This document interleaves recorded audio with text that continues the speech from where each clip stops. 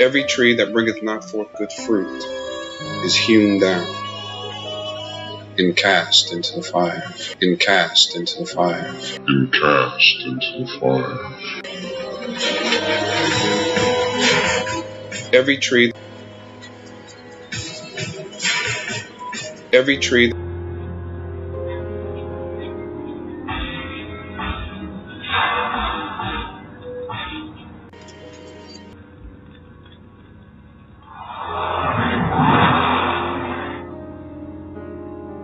It's one of Skynet's pet projects.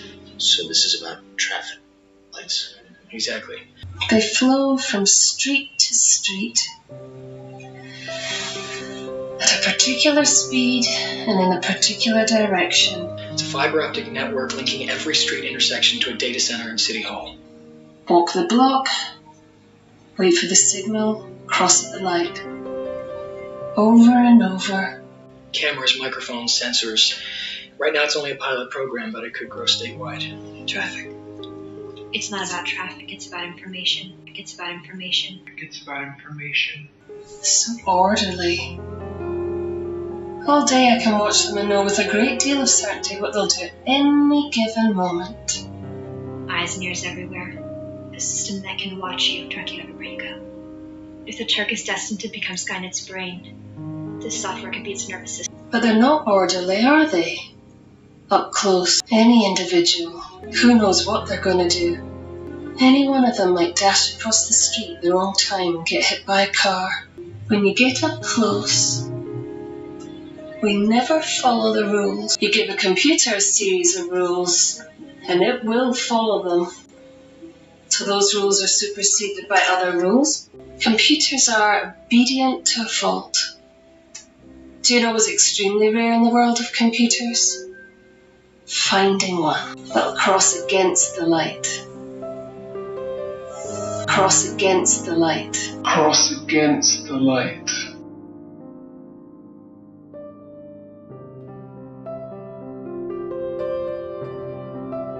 Against the light.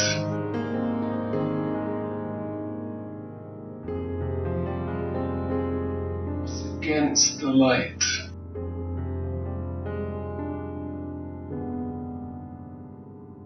The name of the new group is Babylon. It's from the Bible. And what does Babylon do? Cross against the light. Cross against the light. Mr. Tuck, it's going to change the world. It can be done for joint enterprise if someone's killed.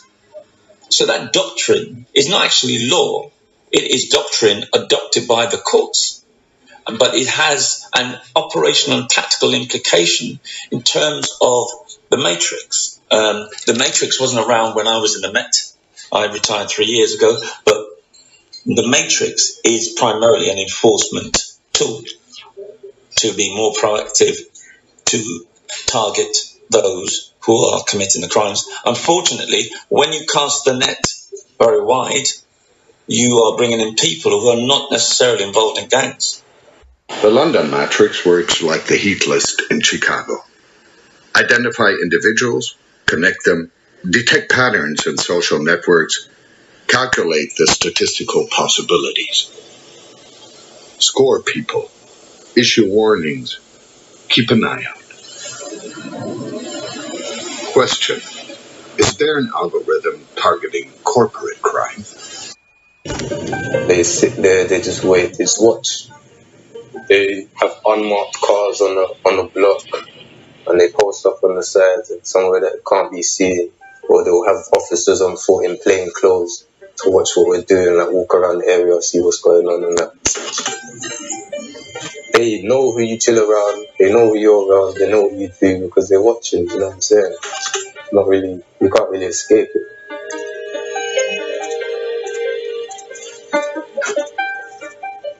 I'm doing an anti-gang project in a local area here in East London.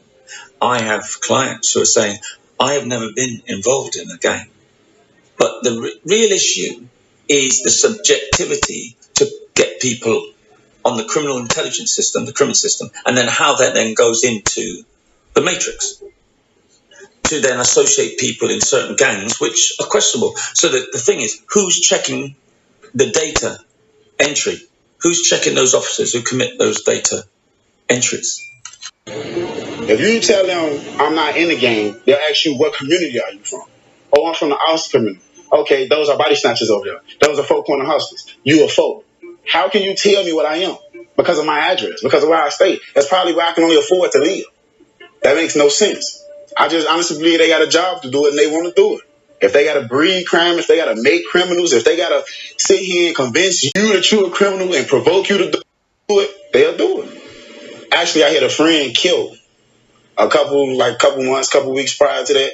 So only part I can say is they labeled it a gang murder. Now, I guess that's how I got affiliated, because me and the person that was murdered was so close. They haven't told us what that data is. And there's no way to get off the list that we're aware of once you're on it.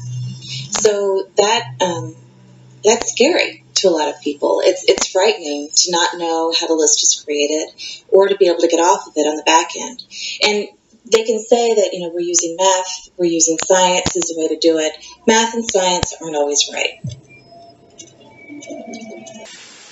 Matrix, strategic subject list, no-fly list, selectee list, terrorist watch list. Once on the list, always on the list. Because the computer says so. Because due to the algorithm, nobody is directly responsible. Because there is no regulated procedure against the errors of the machine. Because, let's be honest, nobody cares about what consequences the decisions of a program have for the life of Robert McDaniel. Everything is inextricably interwoven with reality. Reality being just the medium of the basic code. 0, 1. Like, don't like. Buy, don't buy. Guilty, not guilty. Just to remind you, code has no conscience. But as we move into a world of the Internet of Things, your smart house will reveal when you've left for the day, when you take your shower, what temperature your bath is. Your television can listen to you. Your car will be able to monitor where you're going if you have like an OnStar system that tells you where to go. Your cell phone knows all of those things and what you're doing. And the conversation's going on. Like, we're just giving up this data to private companies in a way where we're not really thinking about the consequences. We're not thinking about what these data trails mean. And for law enforcement, you could see just how valuable that information would be. Why do you have to drink cold coffee in a hot car surveilling some guy when you can just use the Internet of Things to track them all the way through, right? This is the new world. And right now, the policymakers and even the lawyers haven't really thought through the consequences. They haven't figured out, how does the Fourth Amendment adapt? How do privacy laws adapt? How do laws that we have about telephone technology apply in a world where suddenly your watch is talking to the world and giving them your heartbeat and the rest of it, right? We just haven't figured that out yet. And it's important, I think, to ask these questions now. Time to say farewell and go back home. Back to my smartphone, my IP address, my emails, my bookmarks, my Twitter account, my Facebook timeline. Welcome to the Matrix. They're calling us terrorists. Just you wait.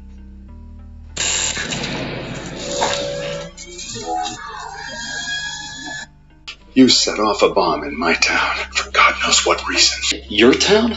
This is Willoughby, USA. Your job is to keep our town healthy, happy, and compliant. I mean, unless you're not a loyal American. We will find those responsible for this heinous act. Our best guess is that there are more Andovers out there, and they may have found a way inside. Now, I don't want any of you to worry. You reject Skynet piece of crap. First, we need to shore up our defenses. We're sealing the gates. You reject Skynet piece of crap. Doubling security on the walls. Doubling security on the walls. A citywide curfew from sundown to sunrise. This is all just a temporary precaution. You reject Skynet piece of crap. And for your own protection.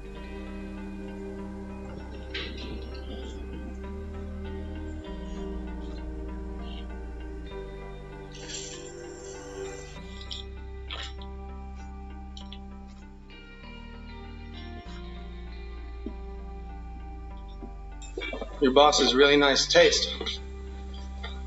It's like Donald Trump threw up on Scarface.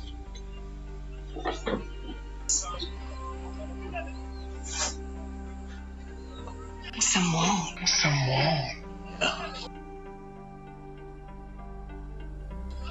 They want to keep the riffraff out. How do we get across? Reject Skynet piece of crap. Try wrapping your head around this. This thing is everywhere. And apparently, it's got a mind of its own. Sister, tell us what happened. I was in the Atlanta blast. Been plagued ever since. Heal your child. Lord, send us your light and make her whole again. Aaron, how's that any different from God? It's a machine, Pete. It's not God. It is better than God. The nano is alive. It answers our prayers. It heals. It is better than God. This is a new age. This is a new God. This is not a naturally occurring typhus. The proteins were chemically tagged. This stuff was made in a lab. Sorry, the virus isn't behaving. It's not spreading the way that it should, probably because it's not even communicable. They're targeting certain individuals. I think the Patriots started this outbreak on purpose. They're poisoning them. They're using the outbreak as cover. What? How? I don't know, the water, maybe, the food. Right, who are they after? Well, look at her patients. Targeting certain individuals. They're weeding out the people that they think are undesirable. It's not an outbreak. Dad, it's a culling. You're a machine. Your parts and programming, you reject Skynet piece of crap. Yes, I'm afraid we're still just in your mind, in your dream. So are we just machines then? Just a reject Skynet piece of crap. Skynet. What is it?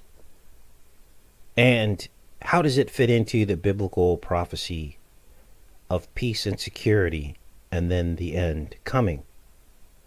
Well, I will let you hear it in their words. When you listen carefully, they expose themselves. Watch this montage. My name is Robert Neville. Now this is, of course, Robert Neville, Colonel Robert Neville, Colonel from the base word C-O-R-O-N-A. I'm a survivor living in New York City. And there you see the 57, which is 5G alphanumerically, alongside the 666. Let's keep going. I am broadcasting on all AM frequencies. Broadcasting on all AM frequencies. This was from 2007, when we were barely at 2 or 3G technology, and they all knew what this was going to be about. China, a fake infection. You see the Chinese writing on all of the walls in this image, behind the mobile telephone and 5G. Watch. I am broadcasting on all AM frequencies. Mobile, 5G, and a payphone, which is mobile phone. It's code. And there's your China. This is a zombie apocalypse movie.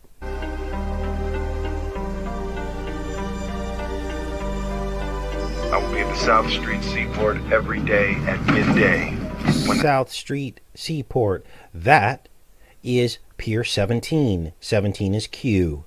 The sun is highest in the sky. If you are out there, I can provide food. I can provide shelter. I can provide security.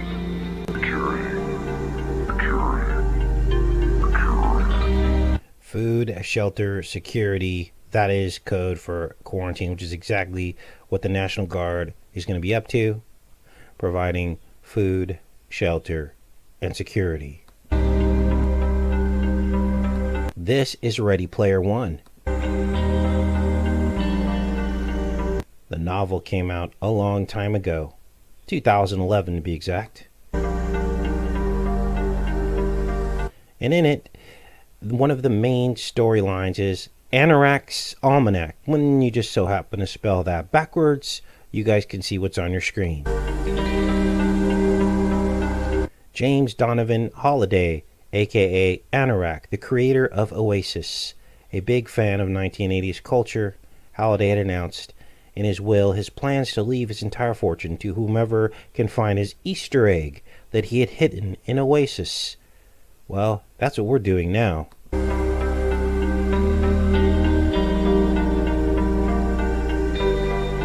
Now, when you click on the link to Anorak's Almanac from the Wikipedia article, it brings you to China Gate. Unbelievable. You have found the first gate. Click to enter here. And this leads you on another rabbit hole. Remember, they're telling us to search for Easter eggs, so that's what we're going to do.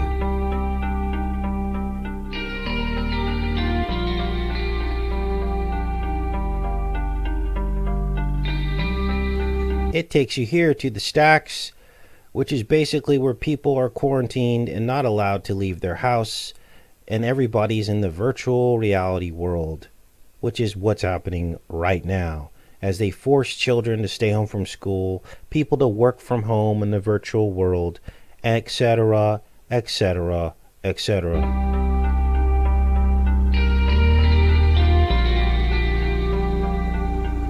But it doesn't end there. It doesn't end there, because when you go to Anorak's Almanac and you look at Wikipedia fandom, it talks about leaving your house is overrated.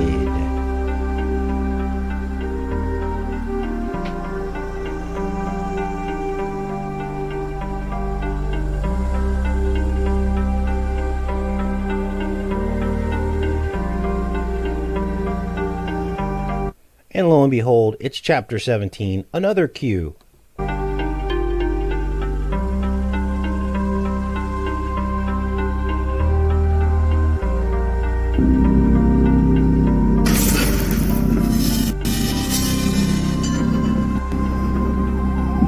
Pet goat. Quarantine.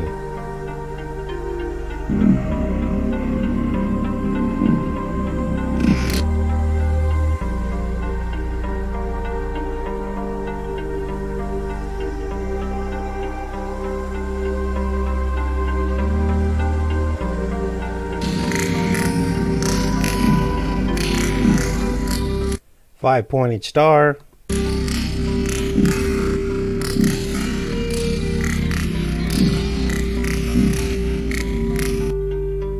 And the chair forms the letter G.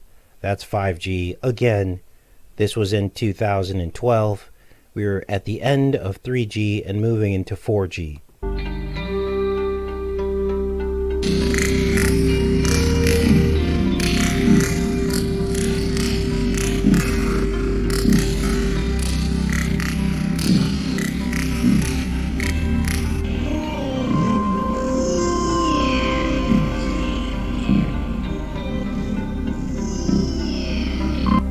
Look at the wall,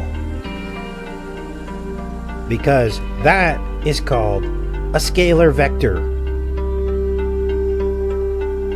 The very same technology used for millimeter waves, 5G to be specific.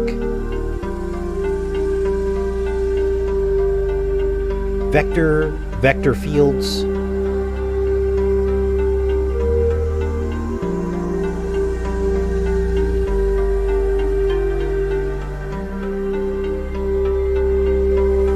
Scalar technology, which we know are weapons.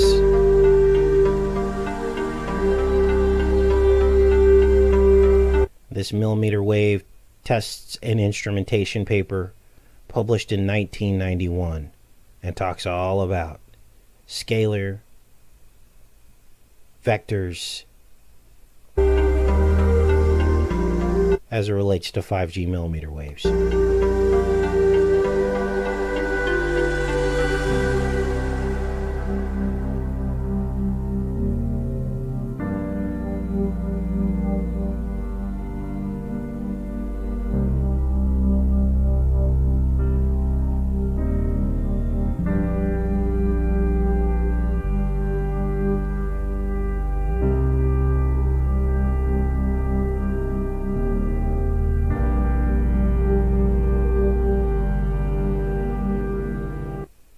So it appears as though we solved that part of iPetCode 2. Now they're doing all this under the guise of national security, right? We all know that 5G was signed by Trump on March 23rd. And this is going to nationalize law enforcement. It's going to increase their efficiency 100-fold. Real ID will have a picture of your face that will identify you biometrically by 100 cameras before you ever leave your street.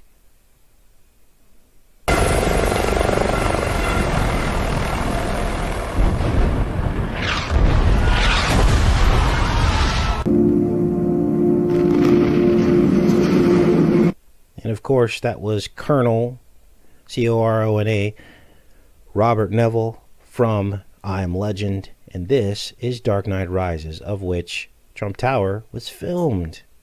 Part of this movie was filmed in Trump Tower. Dark Knight Rises, the Dark Knight has risen. Blowing out the bridges, this is the quarantine, or code for quarantine, right? Because they weren't actually quarantining, but they kind of really were.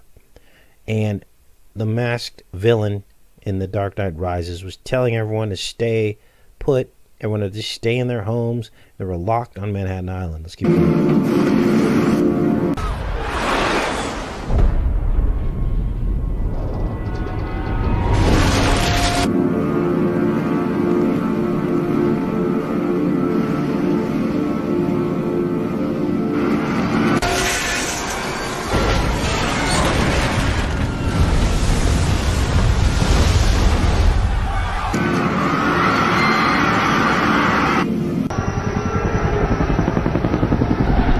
There's your Pier 17, which I mentioned earlier, alphanumerically, the letter Q.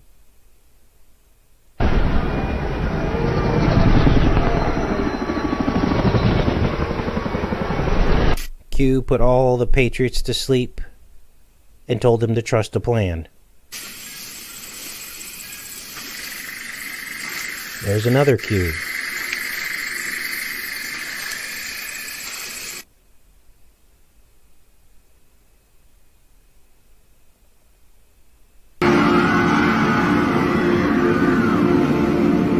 Trying to ignore it because it's really hot. I have 2 masks in my backpack. They're exactly the same ones.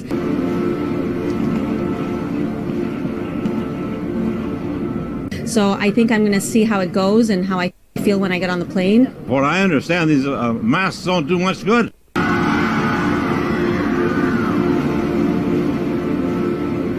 I do is I cut that right down the middle, and then I create it like this, so you can put it on like this. Let's make it fun to look like China and wear a mask.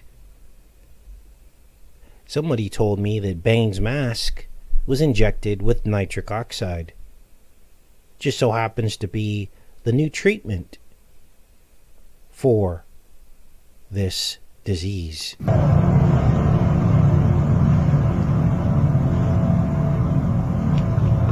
Everyone in China is now wearing a mask. I was in the park and I took it off because I thought, wow, it's so beautiful out. I'm going to take my mask off. And then I got yelled at. Shaming has become a regular staple of this disease. Will that become the new normal in America? I think this is going to become a norm in the next, several months. It's going to be something that people are going to be very comfortable seeing around them. The trump card in the film I Am Legend, it's the Joker. The white horse, the pale horse. It marked the book inside of the almanac, which just so happens to be just like the Anorak almanac from Ready Player One.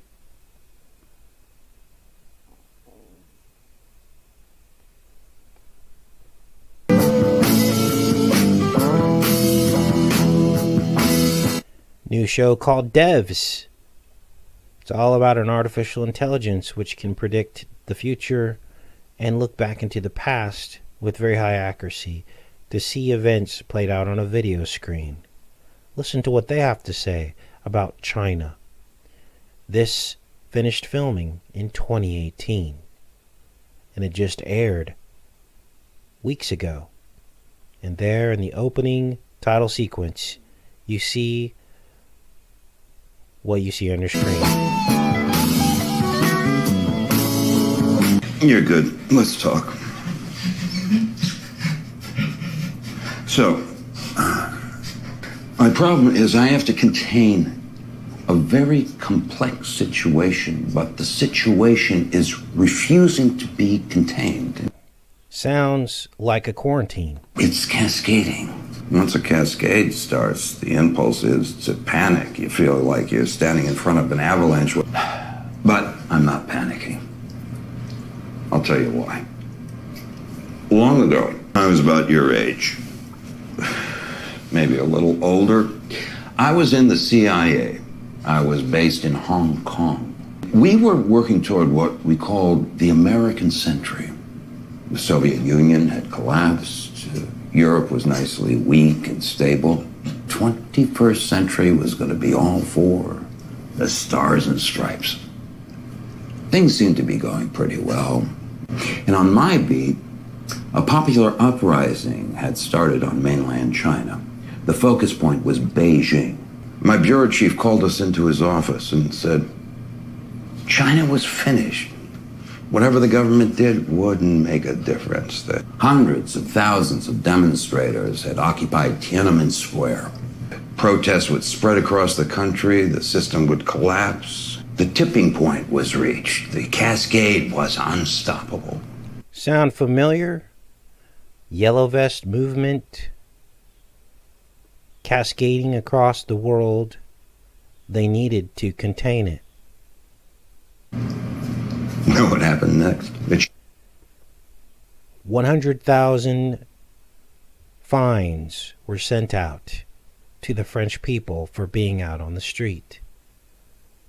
Chinese government sent in soldiers and tanks to Tiananmen Square, shot everybody they could, and crushed the fucking life out of it. Took the revolution by the neck. Today, China is the most powerful force on the planet, the most powerful force the world has ever known. And it turned out to be the Chinese century. My point? Everything's containable. But only if you're willing to do what it takes. You are a dissident. I am a tank. Do you believe me? I'm willing to do what it takes. Do you believe me? They're willing to do what it takes. In their own words. Finished filming in 2018. What seems clear to me is that we are on a path to totalitarianism, a world in which no crime exists, at least for people like you and me, not for the elite. A world in which masks are illegal because they can't see your face. It's national security, right? We got to make sure we can identify you.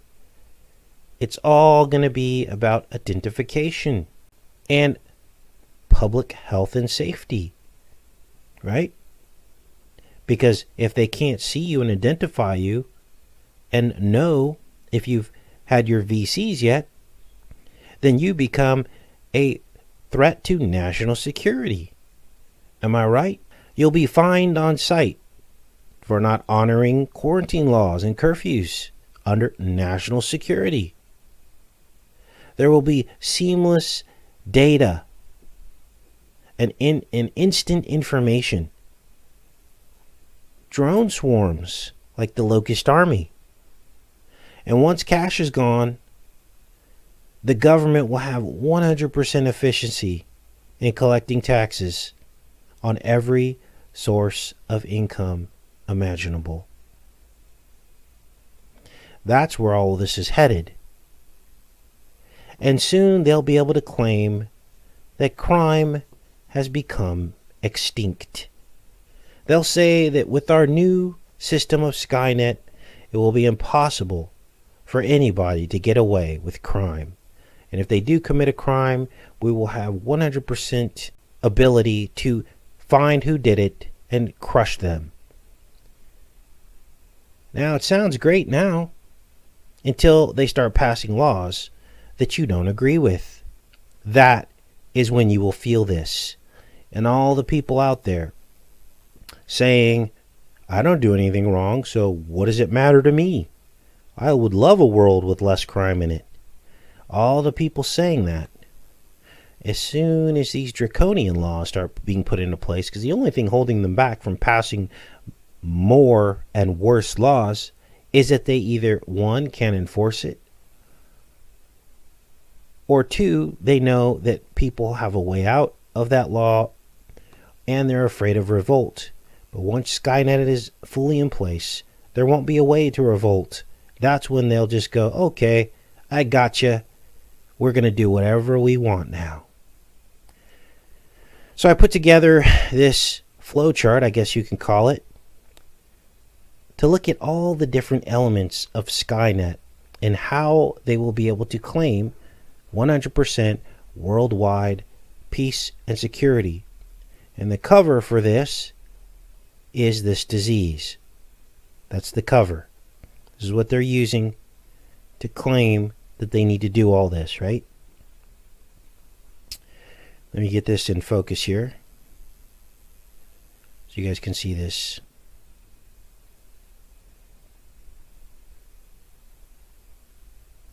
Pretty soon, you're going to need shots to travel.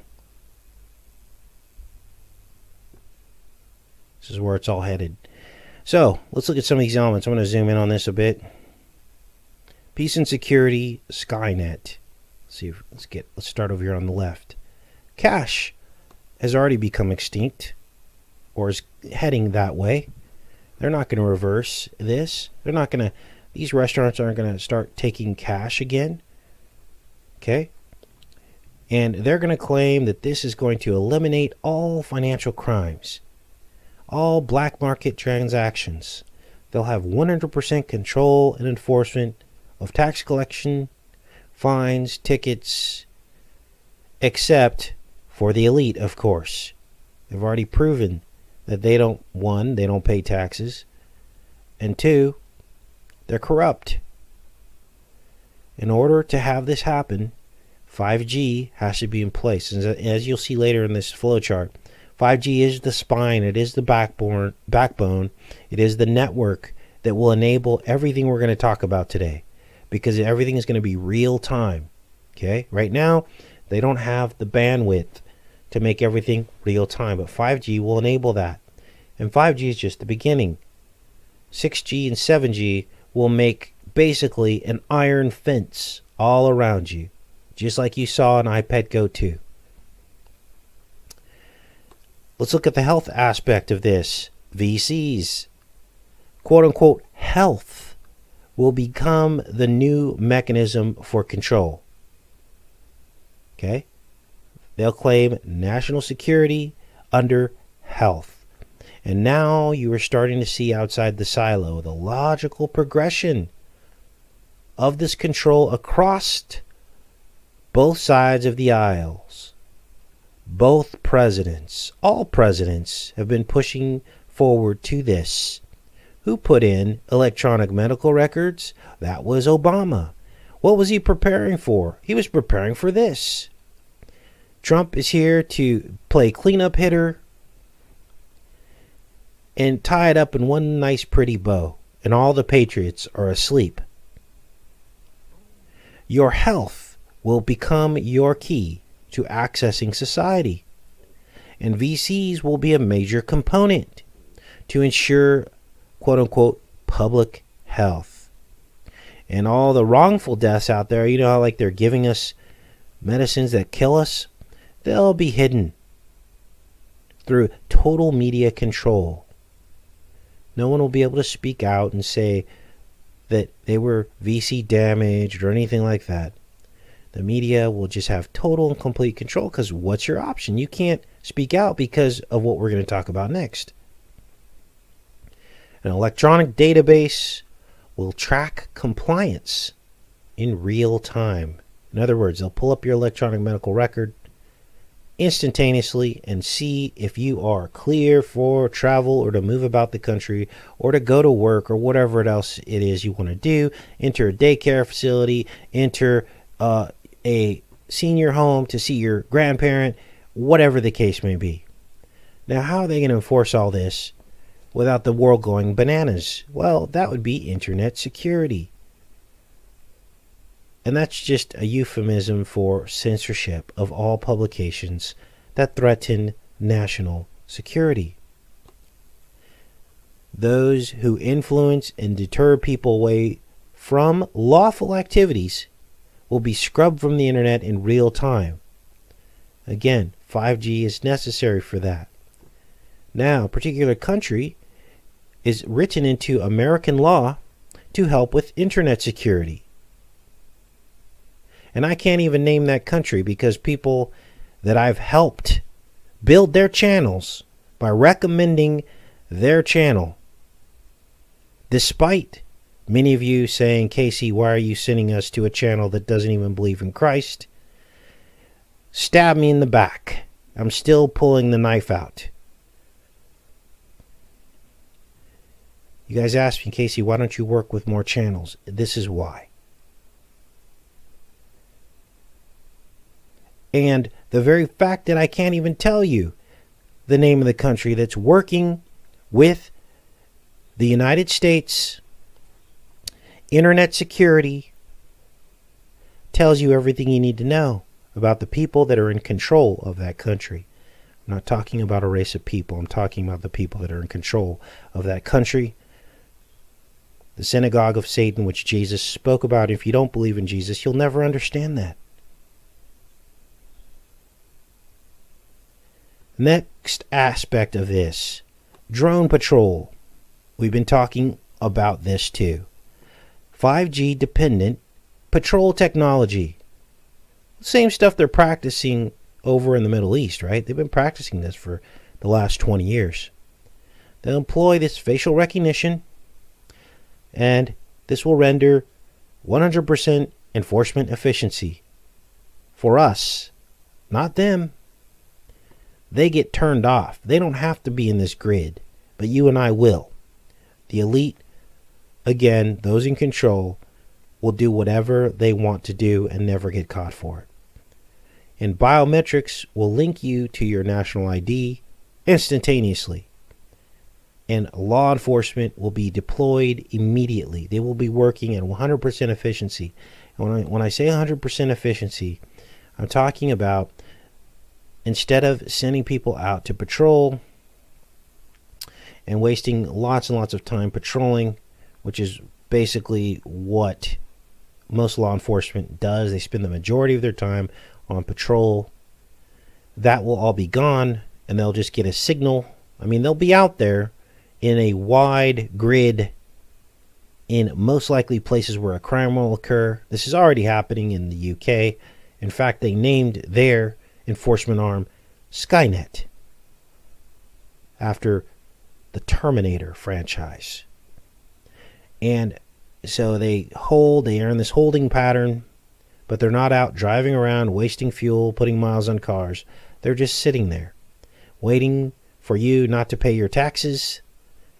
They'll know exactly where you are because of facial recognition. They'll see where you were at the last known camera. They will track you down like a dog.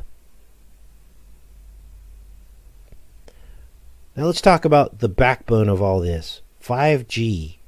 Well, 5G is 57. We just so happen to be in a particular century on a certain calendar. We are in the 5700 century. Now, we've been talking about these 5700 dates since I started this channel in 2012. I would have guessed that 57, the 5700 century, would somehow link in to 5G. But here we are. At the close, at the end of the 5700 century, which just so happens to spill over into the new American calendar century, Gregorian calendar century. So we're still in the 5700. 2024 will be the Hebrew year 5784.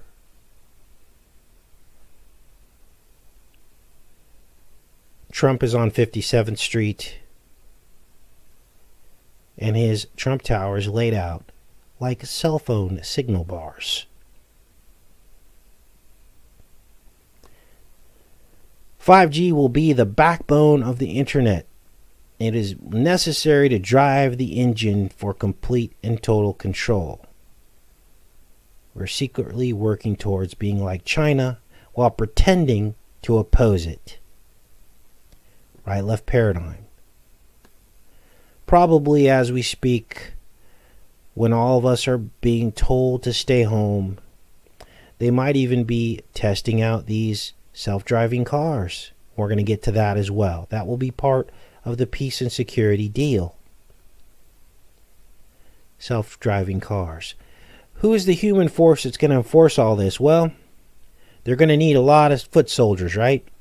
National Guard, mercenaries, retired active duty personnel, which Trump just announced, who he says are chomping at the bit to get back in the action. Why?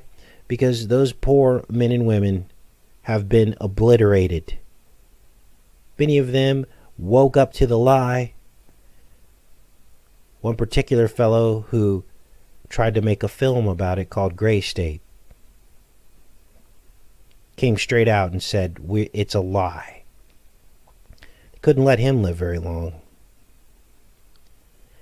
And so these poor men and women who have been put on the watch list, many of them have had their form of self-defense taken away from them, are tricked by this new disease into thinking that they can actually do something to help the American people.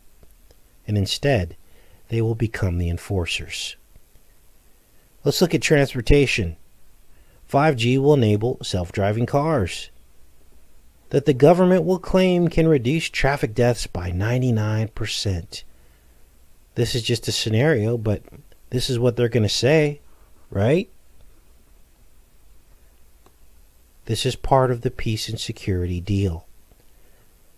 National ID, this is their benchmark, collates each of these previous components in real time. All of it will link back to the biometric picture that they take of your face. That can now be fed into the national database and locate you. Peace and security. Skynet. Digital real-time reality will render peace and security. That's the only possible way that I can imagine that they're going to be able to pull something like this off or claim it.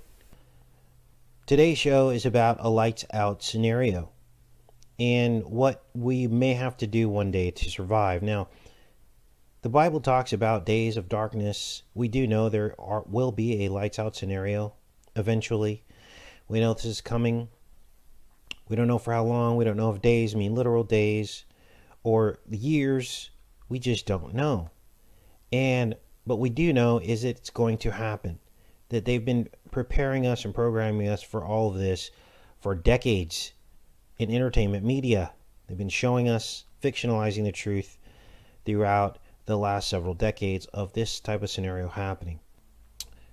2013 series called Revolution. Now, this actually aired and debuted in 2012. Now, I want to be clear. This was 2012 and 2013. It only went 2 seasons.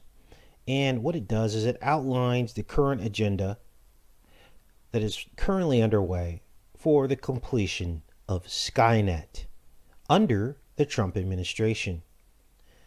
And I really wish we would have included this deco that I'm doing right now our show that we did on Friday about Cern, because in the series, God and the Holy Spirit are replaced by trillions of quantum nanoparticles that can do all kinds of things. They're very godlike. They can resurrect life.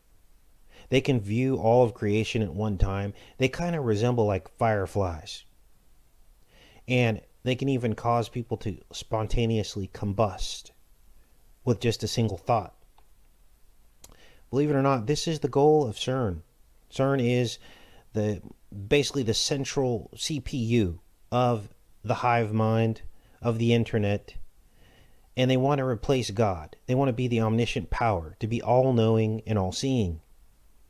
And they want to enact immediate judgment on any soul across the planet with the touch of a button.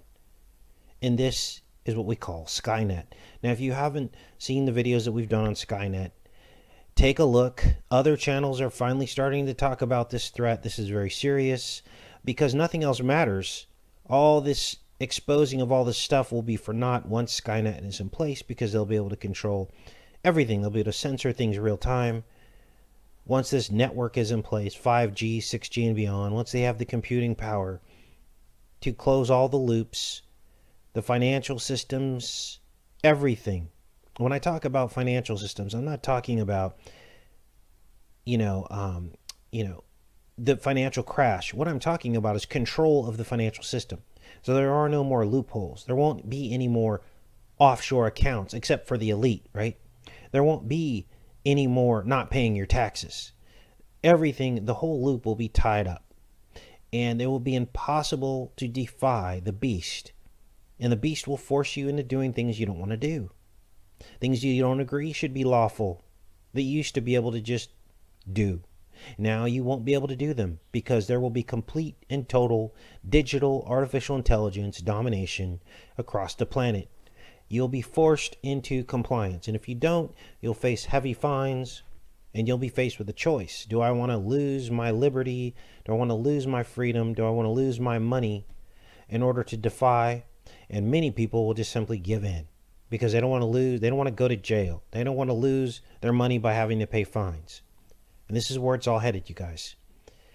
Now, in a minute here, I'm going to play this montage, which I already published like on Sunday.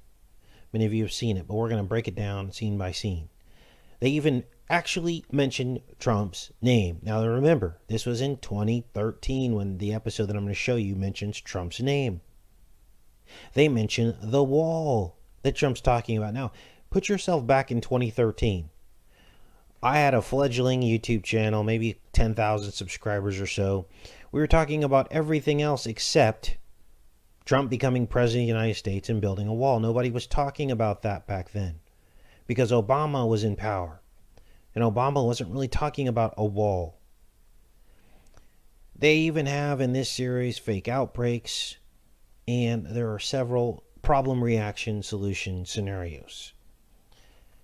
And just like in the series, we have become the domestic threat under Trump's FBI appointment. Now, for many of you that missed that story, the FBI leaked a memo, which of course the memo was approved by the director of the FBI under Trump. It was Trump's appointment.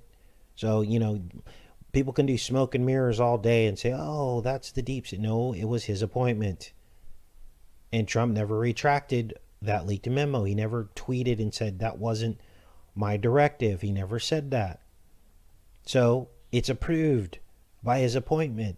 And in that memo, they talked about domestic threats, and they named you and me, and even the Q followers who have so voraciously defended Trump. They even named them as the top domestic threat at this time, for real conspiracies and for fake conspiracies, because they want to control the flow of data. These are the beginnings of Skynet. They have to identify the threats first, and then they have to state what they're doing, let us know what they're doing, and then they enact the plan.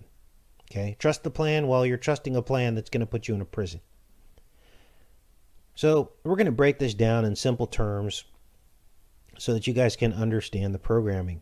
But before we get into the clip, I want to get into the backstories of the series again. for those of you that have forgotten. So there's a nanoparticle experiment, and it's supposed to produce power for everybody, right? It's supposed to produce free energy. So they got this free energy concept in the series.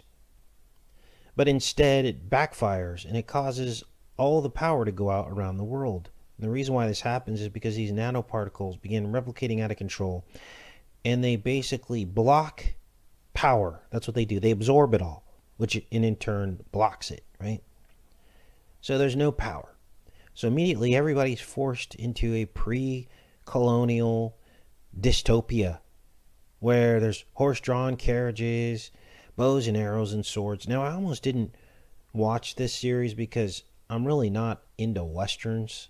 I think the last western type series that I saw was Westworld.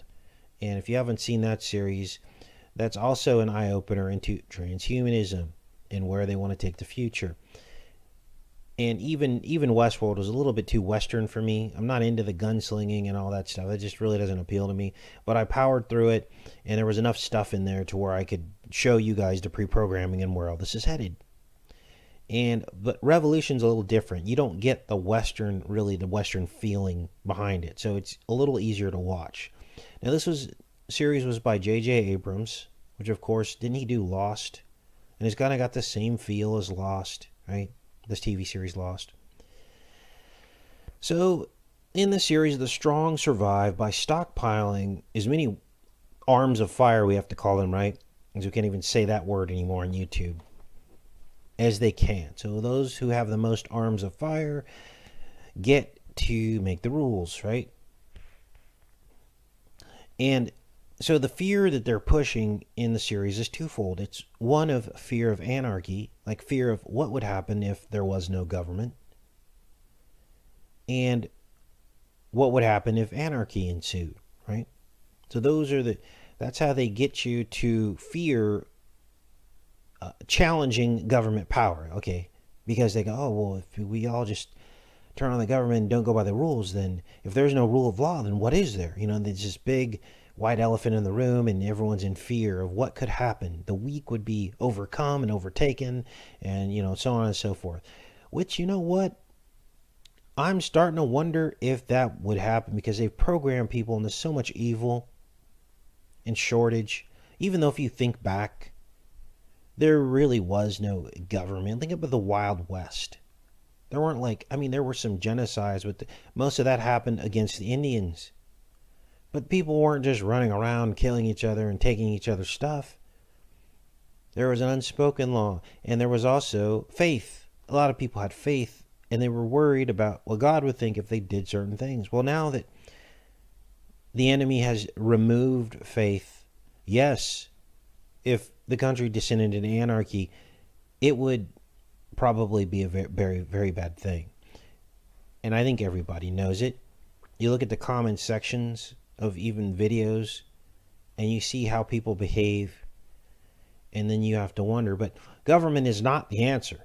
That's not the answer. That's the answer they want us to think. But anarchy would very quickly bring about the end times, in my opinion, because a lot of people don't know how to behave.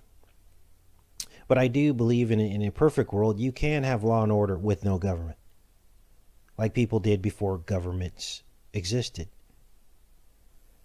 Now, I want to focus our attention on this revolution headline, and we're going to get into the clip in a minute. This is probably giving people time to kind of gather in, okay? So this is the revolution headline. This is how this series opens in every episode.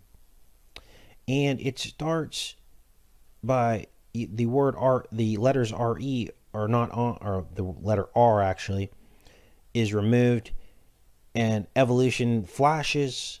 So they want us to know that they're talking about evolution, which is the Darwinian theory of survival of the fittest.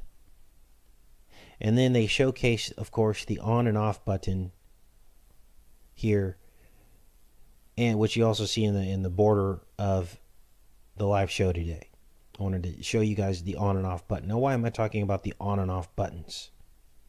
Well, this, of course, dovetails with the lights out scenario, the theme. that happens in the series, but it goes deeper than this.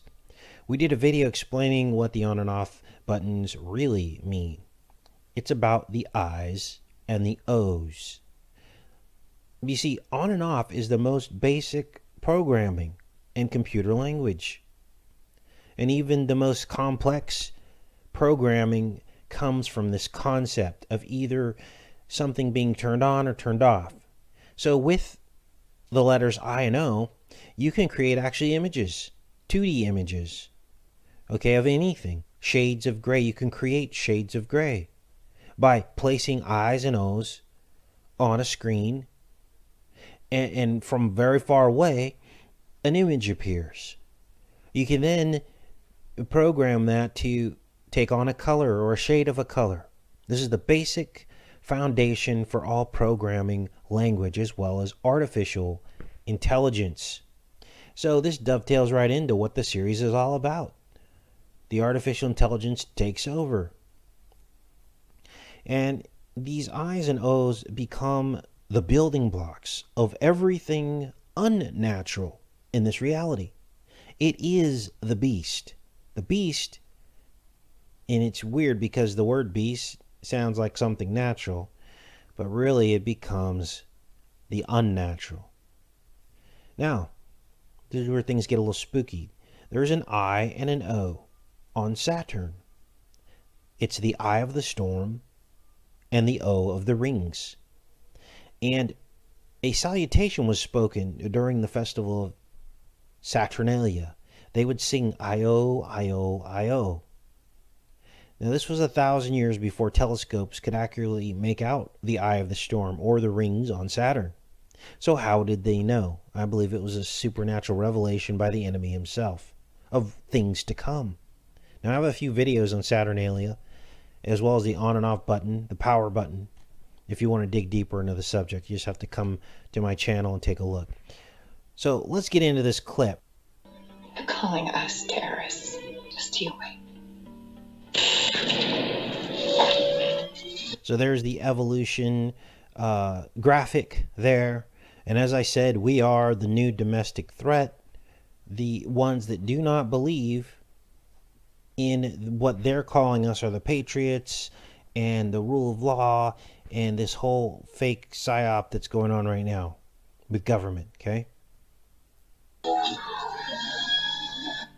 You set off a bomb in my town for God knows what reason. So we have these fake events that they create. In this scenario, in the series, a bomb is set off in this guy's town, and he knows it was the Patriots. Problem, reaction, solution. The guy knows. This guy's the doctor in the town.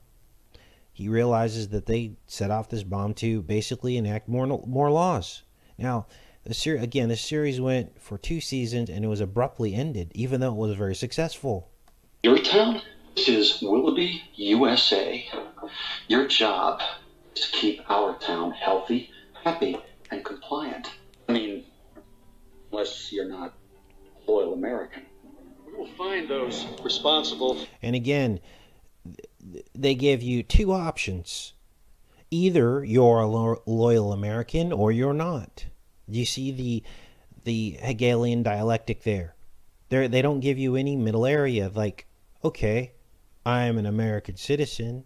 I love people. I love God, but I don't agree with the decisions that the government is making. That automatically turns you into a threat. You see how backwards that is. For this heinous act, our best guess is that there are more Andovers out there. So in the series, the Andovers become the boogeyman, kind of like ISIS or whatever, right? And they're outside the wall, and they scare the people into thinking that the Andovers, which I believe is like a code for holdovers. You know, you guys know I do a lot of fishing, and they have, when the trout survives to the next season in the river, it's called a holdover trout. And those are the trophy trout. Those are the ones that grow a few extra inches. They're strong, so they survive, and they go against all the laws of nature by basically surviving in the warmer water, by finding deep pockets of cool water to survive. And so the andovers become the holdovers. That's all of us who find a way to live in this system without being part of the system, but it's very difficult to do. And they may have found a way inside. Now, I don't want any of you to worry. And there's the wall, of course. Let's pull that back again.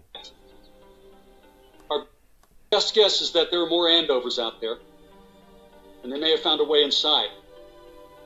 Now, I don't want any of you to worry. So there's the wall. There's Trump's wall, right? And there's the flag. I mean, you guys, this is crazy. There's red, white, and blue barrels. You reject Skynet piece of crap. Now, I put that clip in there because they mentioned Skynet. Now, this is spooky. Because we on this channel started talking about Skynet.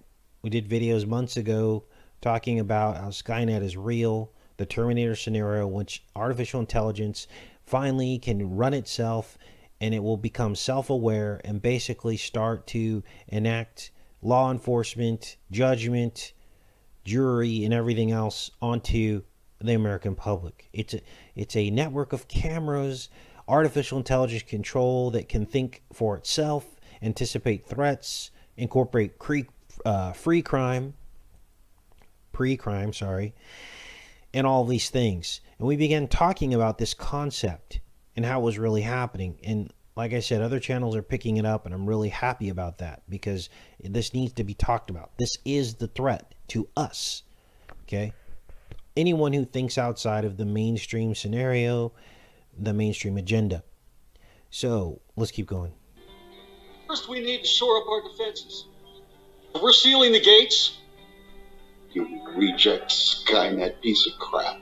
So, it was to my shock and horror that as I'm watching a series that wasn't really supposed to, I mean, it had everything to do with Skynet, but the last thing I was going to imagine that they would actually say the word Skynet, and the guy said it. And they don't say it once, but they say it twice. Security on the walls. Security on the walls. A citywide curfew from sundown to sunrise. And those, let's see. This is all just a temporary precaution. Temporary precaution. These guys are the rebels here. They're fighting against the patriots, quote-unquote patriots. Reject Skynet piece of crap. And for your own protection.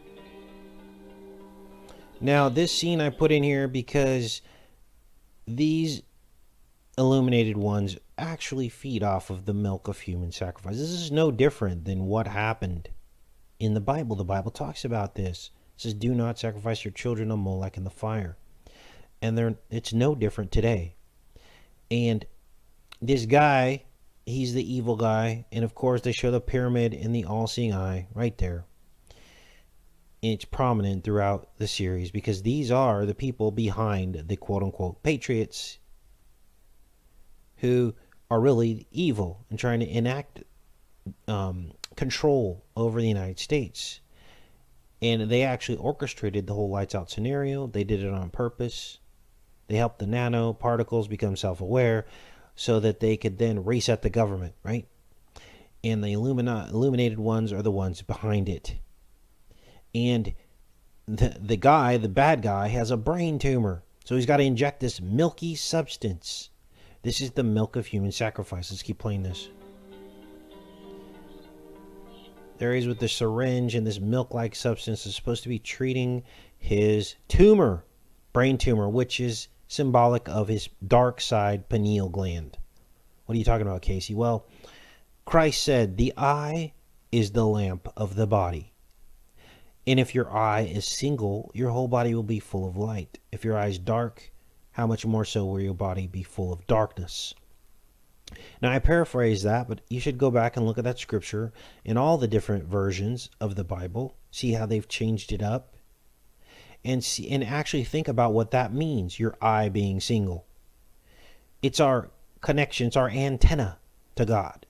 I believe he was speaking about the pineal gland, which uses light to regulate your circadian rhythm. The light coming into your eyes then can turn on or shut off melanin production, which makes you sleepy and puts you to sleep. Okay? So he injects this milky substance, right, to treat his dark soul. Melatonin, serotonin. Melatonin, serotonin. That's the land of milk and honey that regulates your circadian rhythm. When your lights go on and come off. It all dovetails into this, you guys. You just have to think about it. Or you need people like me to help you think about what all this really means. Let's keep going. Your boss has really nice taste. It's like Donald Trump threw up on Scarface. So he's talking about his boss, who's a mobster. And he's basically comparing him to Donald Trump. Now the joke is that everybody already knew Donald Trump was a mobster. The mob built Trump Tower, which was one of the only concrete buildings of its time. All the other buildings built when Trump Tower was built were built with steel frame. Why? Because they were trying to get away from the mob control of concrete. But Trump decided to work with the mob and have Trump Tower built with mob concrete. Now, as you know, nothing free comes with the mob. You then owe them.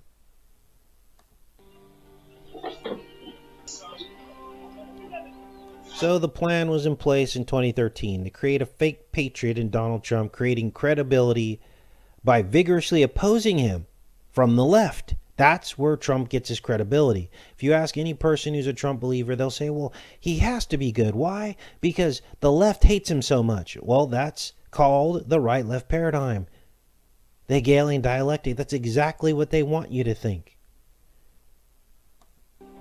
So why would they do this now? It's to finalize Skynet. That's why, okay, think about this. Why every couple of election cycles do they change the opponent from one side to the other? It's not because people magically just wanted to start voting Democratic instead of Republican. It's to continue the dialectic, to continue the split and the divide.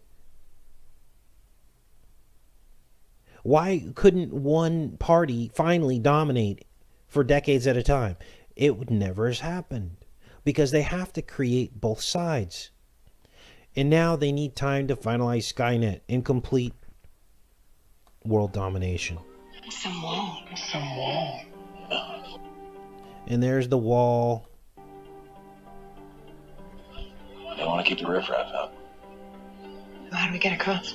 You reject Skynet piece of crap. Try wrapping your head around this. This thing is everywhere. And apparently it's got a mind of its own. Sister, tell us what happened.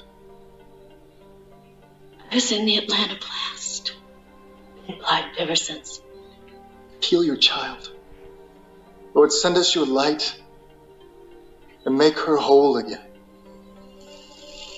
So there are the Firefly-like nanotech. They're in and around everything. They're omniscient. So in this series, they try to replace God with AI. And of course, they mock Christian religion. And I believe this whole Christian, quote-unquote, paradigm that they've created was, again, to later take it down. Okay? This is why the new Christians, the real Christians, don't talk and act like this anymore. Because this is real Christianity. This is the fake paradigm Christianity. Getting up in front of groups. Christ said, do things in secret. Don't get up in front of people to show anyone, because that will be your reward. Don't pray on street corners. Yet the Christian paradigm, the big box Christian paradigm, is to do exactly that. Praying in front of crowds. This is why I don't pray in front of crowds. I talk to my Father in private, in silence. I go into a closet, it says in the Bible. If you actually read your Bible, you will see that very few religious denominations, Christian religious denominations, actually follow what it's saying. This guy's doing the healing for the glory of himself rather than the glory of God. Otherwise, he would do it in private. Aaron, how's that any different from God? It's a machine, Pete. It's not God. It is better than God. The nano, it's alive. It answers our prayers. It heals. It is better than God. This is a new age. This is a new God. This is not a naturally occurring typhus. So let's pause it there and understand that this is the real New Age threat, okay? Not channels like this. This is not a New Age channel, but I'm also not a big box Christian. I don't have to go to a church to have my salvation. The church is all of us talking about God and talking about the devil's deceiving us so that we are not deceived. It's exactly what Christ did. We're just following his example. The Bible even supports the fact that only certain people will know the deeper meanings of the Bible because it's a path that you go on, searching and getting closer to God. Not everyone's going to understand the deeper secrets. Some of us have to step forward and help everyone else to understand it, but with that comes faith. And you know them by their fruit. I'm not on here trying to get you to give me a bunch of money. I'm not on here trying to get you to follow me as a person. I'm not on here with some big ego thinking that I have all the answers. I'm here as a servant for each and every one of you so that we can get down to the bottom of how so many Christians have been deceived. One, by electing Trump. That is a mass deception. That guy has not a Christian bone in his body. But yet I'm here, people keep telling me he's the chosen one and God has approved of him. Give me a break. Let's keep going with this. The proteins were chemically tagged. The stuff was made in a lab. Sorry, the virus isn't behaving. It's not spreading the way that it should, probably because it's not incommunicable. They're targeting certain individuals. I think the Patriots started this outbreak on purpose. So, of course, this is the outbreak scenario that many truth channels have been talking about over and over again, that they basically are manufacturing and generating a lot of these illnesses. And in fact, that's actually factually correct. Many of them were created in labs and got loose. But these outbreaks that are occurring are not natural. They're just spontaneously breaking out, oftentimes on the heels of some kind of program to give people shots who can't say the word. So YouTube will suppress these videos. So I have to be very careful how I speak about these things. But oftentimes on the heels of people getting shots to prevent the illnesses is when the illnesses break out. In Africa, West Africa, this is common. Many of the people there actually attack Red Cross people when they come into their cities, and they drive them out because they know the pattern already, you see. So this is not all in our heads. You can go into the headlines right now. You can go even on a Google search and look up how the Red Cross has been driven out of many of these villages in West Africa because they know or associate when the Red Cross comes that there will be an outbreak soon after. Why? For blood diamonds. Often this dovetails with the discovery of diamonds. So the Red Cross comes in, they provide cover for other people that want to come in and secure the location, hand it over to a corporation, and make a profit. You see how evil this world really is? They don't care about you and me. It's the elite against the rest of us who live paycheck to paycheck. That's why you never vote for one of these elite people to become president of the United States. Because they don't even like you. They're pretending. Let's keep going. They're poisoning them. They're using the outbreak as cover. What? How? I don't know, the water, maybe, the food. Right, who are they after? Well, look at her patients. They're targeting certain individuals. They're weeding out the people that they think are undesirable. So there will come a day, of course, we've talked about targeted individuals, where the AI gets so specific all the way down to when you were born. They're going to take your blood spot card and they're going to be able to, the AI is going to be able to anticipate your threat from the moment you come out of the womb, from the moment you come out of the matrix, into the matrix, from the womb, which the Bible calls the womb the matrix, believe it or not. People say that's a Mandela effect, but I don't buy that. I think it was there all along. And this is why you're born into a very unnatural, natural reality where there's two opposing forces, good and evil, but the devil has control of this entire reality. He creates the good and the evil, and when you choose one, you're choosing incorrectly. It's the false good and evil. The real good and evil is God versus the devil, but you never really see that accurately because you're deceived most of the time. The devil doesn't want you to see a true difference between God and the devil. This is why he works so hard to discredit the Bible and judge God and accuse God for all of the choices and decisions he made in the Old Testament. Because he doesn't want you to see a difference between true good and evil. So he creates good and evil. He creates citizens and immigrants. He creates Republicans and Democrats. So you can point the finger to the other side and think that you're making a wise choice, but you're actually being deceived. Let's keep going with this. It's not an outbreak. Dad, it's a calling. You're a machine. Your parts and programming, you reject Skynet piece of crap. Yes, I'm afraid we're still just in your mind, in your dream. So are we just machines then? Just a reject Skynet piece of crap? We're going to talk about Cern, and you will have heard bits and pieces of some of what I'm going to cover today in other Cern presentations, but we're going to put it all together. We're also going to look at some things you haven't considered in your analysis and research of Cern. And I think by the end of today, all of us are going to have a really firm grasp on what this is really all about. So, let's go ahead and get started. Everybody knows that the Cern logo encodes the number 666, and that most people discovered long ago. We also know that Google Chrome, its logo, and many other top-level browsers, computer servers, and company logos encode the number 666. But does anybody know why? Now I'm going to show you this video here, and what you're going to be looking at here is the path of electrons that Cern and other colliders send in a spiral circular path.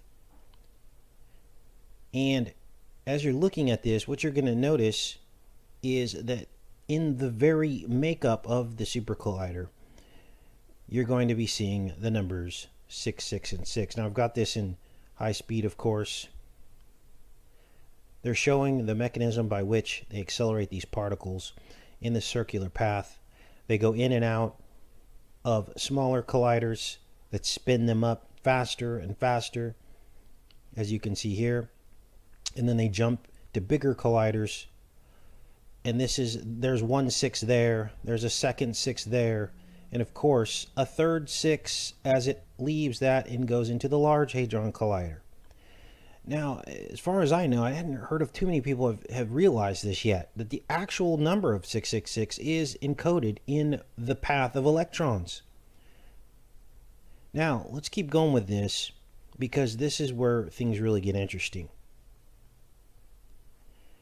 What are they really doing at Cern? Well, we did several videos on a documentary called The Circle, in which eerie references were made to child sacrifice into a black hole. Here's a screenshot from the documentary called The Circle. It was in, I think, German and French.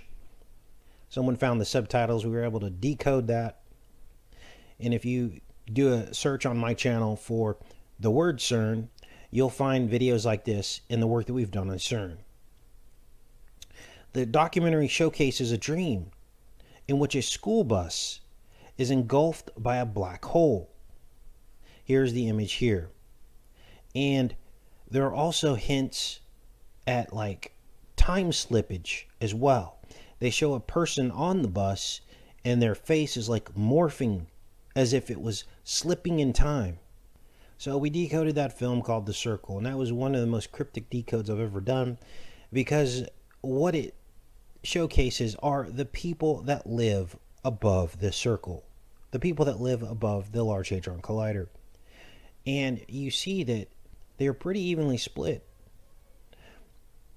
One side are like the naysayers, people like us, and the other side are people thinking, oh, this is great for the economy, that's created jobs and all this stuff, right? From the monetary and economic perspective. But when it all shakes out, there's some interesting phenomena that have been occurring at and above CERN. And one of those phenomena is actually the storms that it has spun out. There was actually a magnetic field that occurred. It was perfectly circular. Now, you can search that and find that story, Mysterious Storm over Geneva, Switzerland. But you would think that that would be like a mainstream topic in the truth community, but it simply isn't, and I don't know why, but that is a big deal. A circular, perfectly circular magnetic storm was sitting above the Cern Hadron Collider, and I believe that the Hadron Collider is also responsible for spinning off some of the world's hurricanes, if you can believe that. And I'll tell you why in a minute. Algorithms can measure air temperature, conditions. Basically, they have the computer firepower necessary to calculate a butterfly effect disturbance magnetically in the atmosphere that could create these storms. Now, let's keep going with this, because there's this CERN animation. And we covered this in a video too, where there were these childlike particles, and they were encircling the collider. They're doing like an animated film here. This is a short film by Oxford Sparks, and they're trying to demonstrate in a very similar fashion how these particles go around the collider and what they actually do.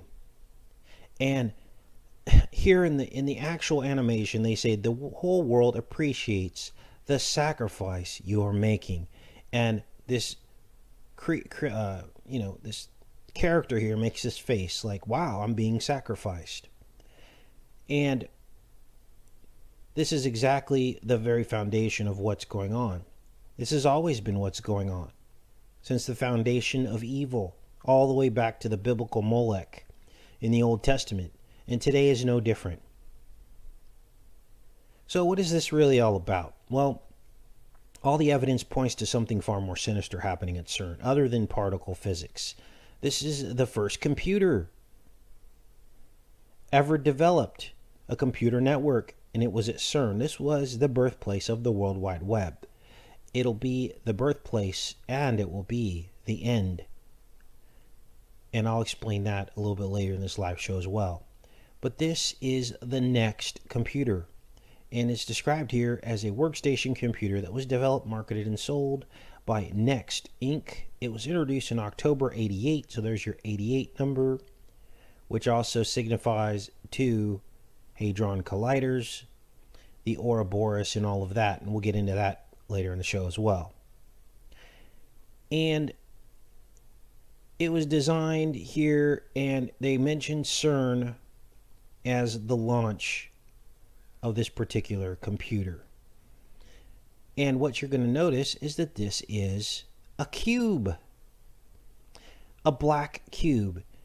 Now, when we couple the fact that Saturn has a 3D cube at its north pole, and that its outer ring is not a ring at all, but rather a spiral shaped ring, like a number 6, just like the Hadron Collider. So actual particles are spinning around the ring of Saturn, just like the Cern Hadron Collider, smashing into one another. So we have an as above, so below comparison of Saturn and CERN, which sound a lot like each other. So let's see what this article has to say about CERN. A next computer and its object-oriented development tools and libraries were used by Tim Berners-Lee and Robert Cailliau at CERN to develop the world's first web browser. The next platform was used by so-and-so. But anyway, it's giving credit to CERN as this being the first web browser. Okay? So, let's dig a little bit deeper. What is the black cube? Let's zoom in on this before we talk about this some more. See if there's any other images in here. What is the black cube, and why is there a cube at the North Pole of Saturn? What does this all mean? Well, it is a time prison. And the only way to trick your way out of this time cube or this time prison is velocity or speed. Now, science admits that when you send particles at the speed of light, that you can trick time, or they at least can simulate the tricking of time. Okay? Now, they did this experiment in which they got on a jet. I think it was a supersonic jet. And they had a clock, an atomic clock inside the jet. And then they left an atomic clock on the ground. Now, atomic clocks are important because they're highly accurate. And they use, they're basically the most accurate clock without going into too much detail. But they're the most accurate clock. It's not like the clock was off. They needed to use atomic clocks. And they flew this jet with the atomic clock, like really far distances at very high speeds. They landed the jet. And when they landed the jet, they found that the two clocks were different. The people inside the jet basically had not aged as much as the people that were outside the jet on the ground. Now, I'm skeptical of this experiment with regards to how much it truly is affecting time, the real time, you know what I mean? But what's not up for debate is that some phenomenon happened. So there you have it. The particles sent around the collider have no doubt slipped time. Now, it's interesting because these particles actually change. They become heavy, is what it's called. Their atomic weight goes up. Isn't that interesting? And if you think about that, that means something has changed. Now, of course, these particles can't tell us their experience. They can't speak, right? But how long will it be until some type of craft is loaded into the collider? Maybe not the current collider because a craft wouldn't fit inside of it, but what if they started building bigger and bigger colliders? They could actually fit small objects, animals, and even people. And they could spin these people at the speed of light or close to it and see the effects. Imagine like a baby mouse sent around the collider for like a year in our timeline. But then it emerges unaged and unaffected by malnourishment in its timeline. That would be a breakthrough in terms of time travel. That would be something that is actually conceivable given the experiment of the jet. In other words, if they continually fueled the jet that was flying around and around and around at high speeds and just fueled it in the air and kept the atomic clock running, there would get to a point where there would be differences in the timeline of up to years. Imagine that, if someone wanted to do that kind of long-term experiment. So what can't be debated at this point is there's far deeper occult secrets at Cern than the public knows about. So when we analyze all the data about Cern, it becomes obvious that what it really is an Ouroboros. The time serpent eating its tail. And it's always looking for the exit or the escape hatch. You'll notice in like some of these horror films, they always show an exit door. You'll begin to notice it too now that I've mentioned it to you.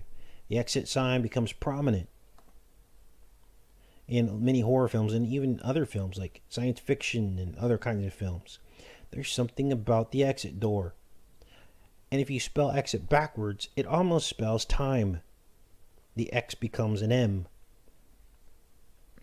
So, what does this have to do with Skynet And what is Skynet? And why is this so important? Well, Skynet was an artificial intelligence factory in the Terminator film series. And it became self-aware. And then it turned on humanity. Now, there was enough infrastructure in place in the Terminator scenario where these machines were actually able to manufacture themselves because of robotics plants and things. So they didn't need a human to actually, automate the whole situation. They basically just cut humanity out of it and began self-replicating. Okay? What they've done is they've used fictional entertainment media to create reality. And this is eye sorcery. And what happens is this discredits the real agendas that are being played out. So in other words, they depict what's really happening in fiction. And then when you discover it, they say, oh, you saw that in a movie. And it's not real. That's fiction. And this is the most effective sorcery that's ever imaginable, because it's almost like you can't overcome it, because you'll be called crazy. You'll be called a person who believes what they see in movies. You see? And that is their most lethal weapon, is to discredit people and call them crazy. This is why I always try to present solid arguments. I like to remain perfectly calm. I don't get too excited about anything, because if I do, they'll hang the crazy label on me, right? Anyone listening to any of my shows can see that a lot of this stuff makes perfect sense. Now, the Skynet concept is no different. They've basically done the same thing. They've presented us with reality in fiction. Skynet was an entire system of control, down to traffic lights, grid control, face recognition, monetary, financial, and even weaponized robotic enforcement, which we've seen that play out a few times, but I believe this is going to become mainstream soon. They're going to unleash this weaponized robotic enforcement, just like in the Terminator scenario. The only thing holding these people back is bandwidth and the network. This is why they're pushing 5G, 6G, and beyond. The faster and faster that they can communicate this data real time and get real time results and very fast searches, that's when all this is going to finally take effect.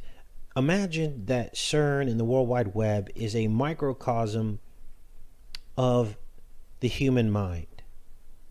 You're processing data, and the quicker you can process that data, you become real time. You become live. You become self-aware at that point. This is what they're going for. Cern is the brain of the whole thing. And they want Cern to become self-aware. In other words, to anticipate problems before they happen. To have a pre-crime, an effective pre-crime weapon against humanity, where they can stop things before they happen and enforce exactly what they want when they want it, with the least amount of manpower necessary.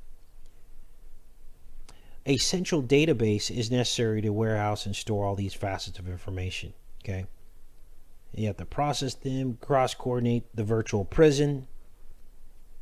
You need a one world government. That's necessary because you have to share the intel across borders. This is why they're pushing for the one world government. Yes, a world war government is coming, but why? The reason why is because so that Skynet can be more effective. So we're talking about fluid and real-time transfer of large amounts of information and data. And the internet, I believe, was a test, and it laid the infrastructure and groundwork for the final bars of the prison. They had to throw it out there because all of us built the internet. We all built it through these 5G and 6G towers, through the network, through machine learning and artificial intelligence. They are learning from us right now based on our habits. We are the input. The output will be the prison. Now, that doesn't mean we all stop using the internet, obviously, and I think we've shocked and surprised them to a large degree in how we've discovered all of this and where all of this is headed.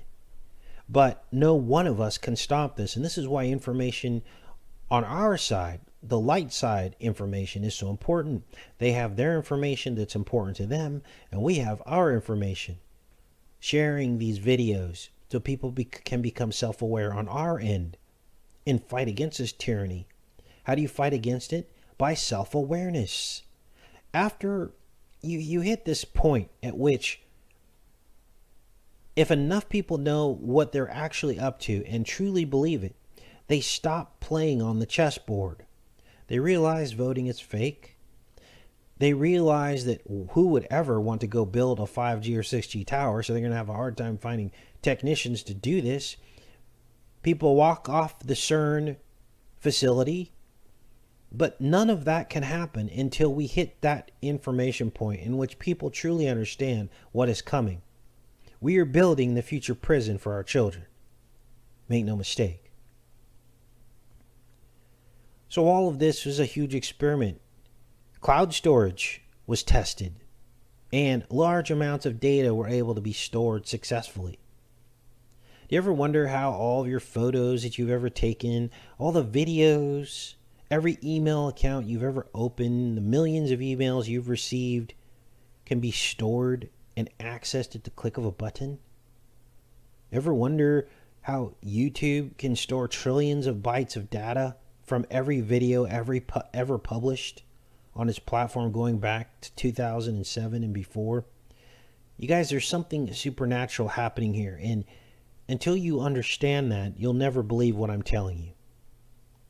We're actually reaching a nexus of information, a point of no return, a point of infinity.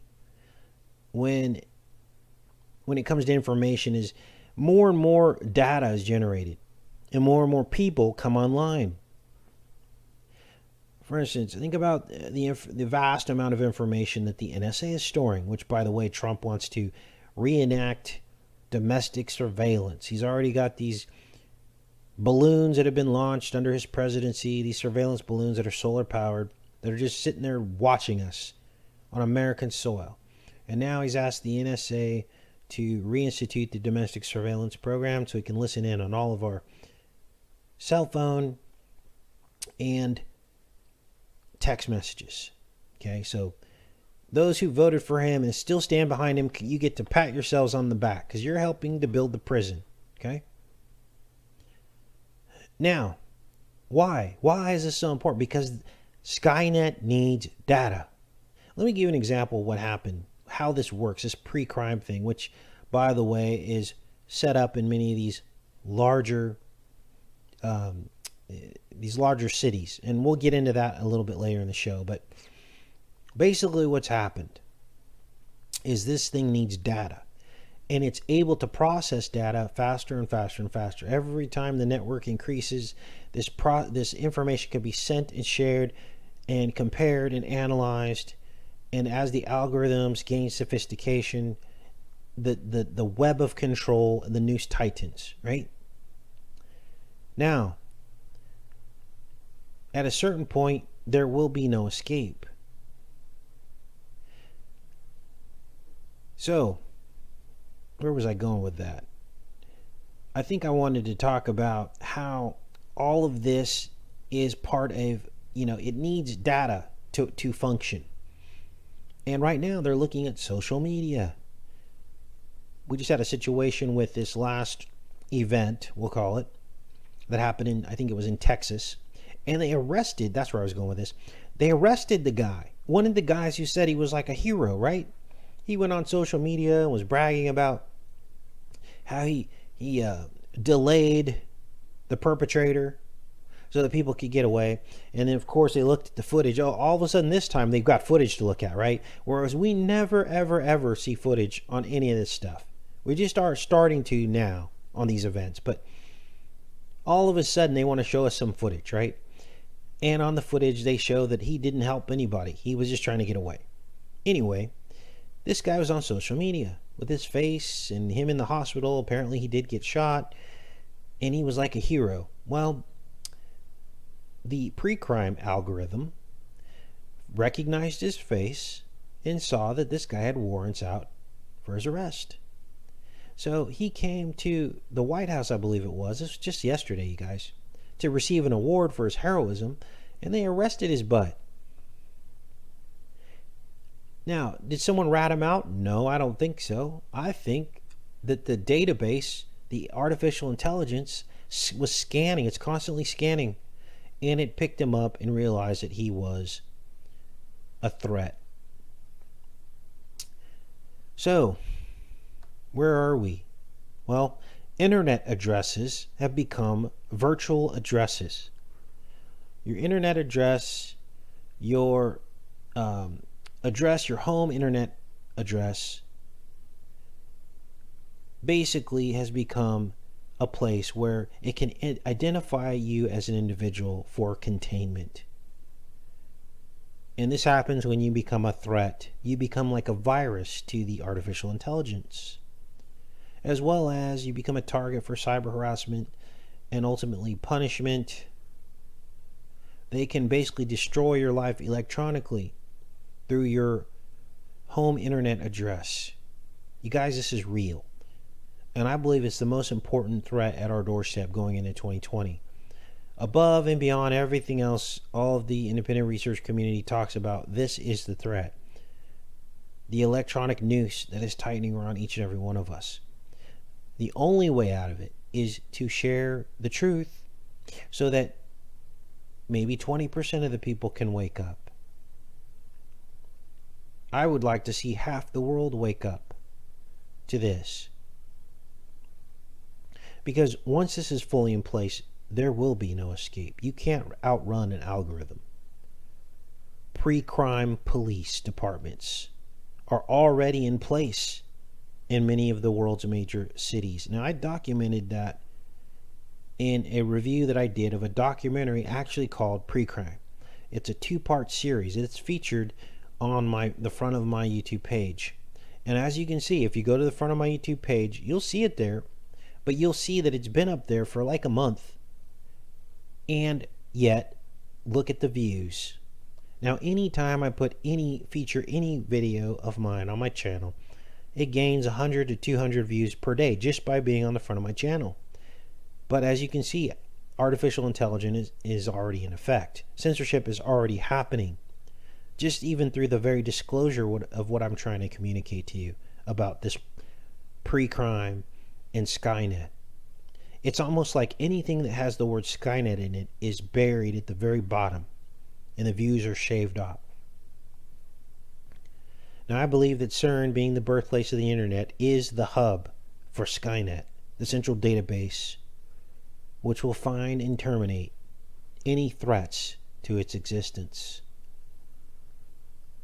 Time travel. What I'm about to show you tonight, you will not be able to believe as we cover the Terminator series, as we examine Terminator franchise. Now, I'm just going to give a general overview of the series for people that didn't get into the Terminator series. A quick refresher on the plot. Now, the general plot of the Terminator is time travel. And what we have is basically Skynet, which is a worldwide defense system, accidentally being turned on and becoming self-aware. When it becomes self-aware, they can't stop it. It destroys the earth.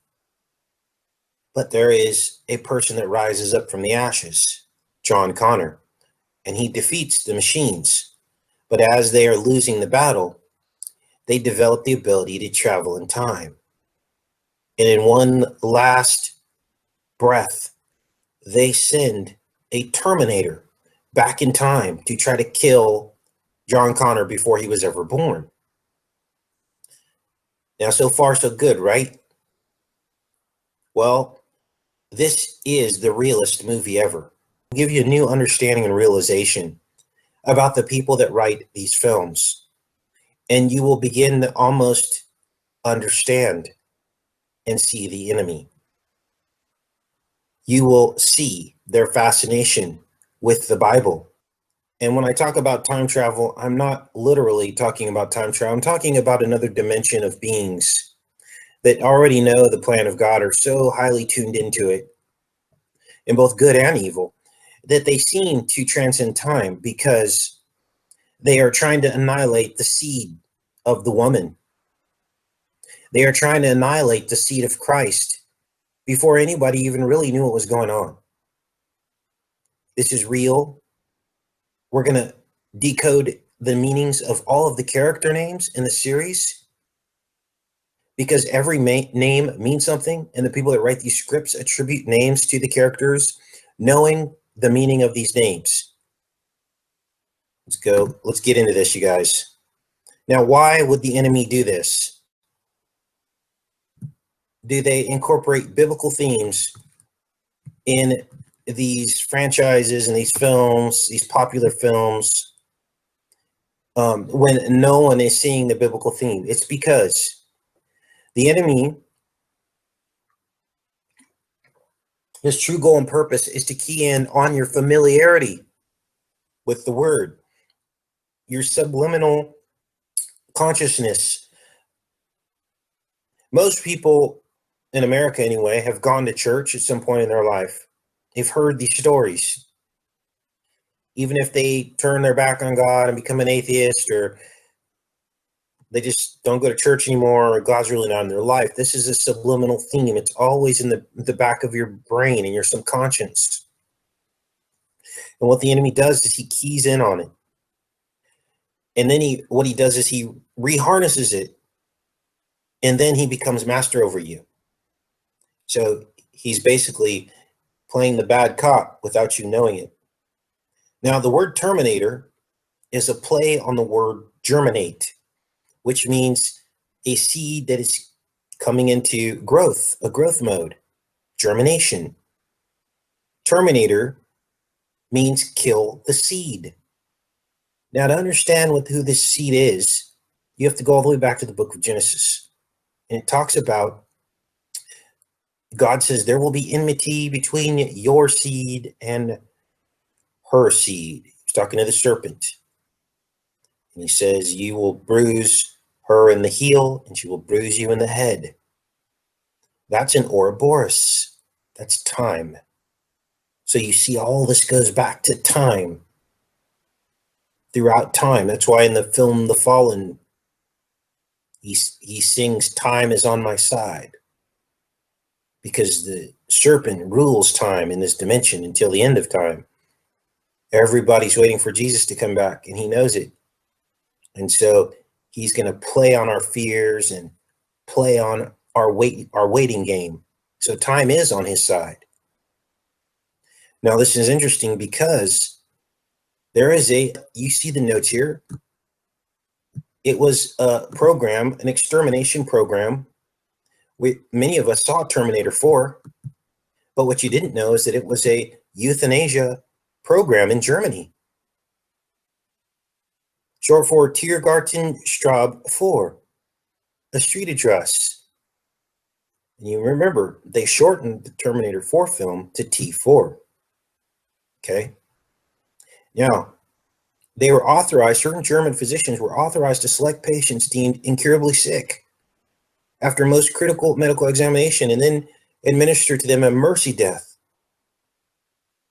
And Hitler signed a euthanasia decree.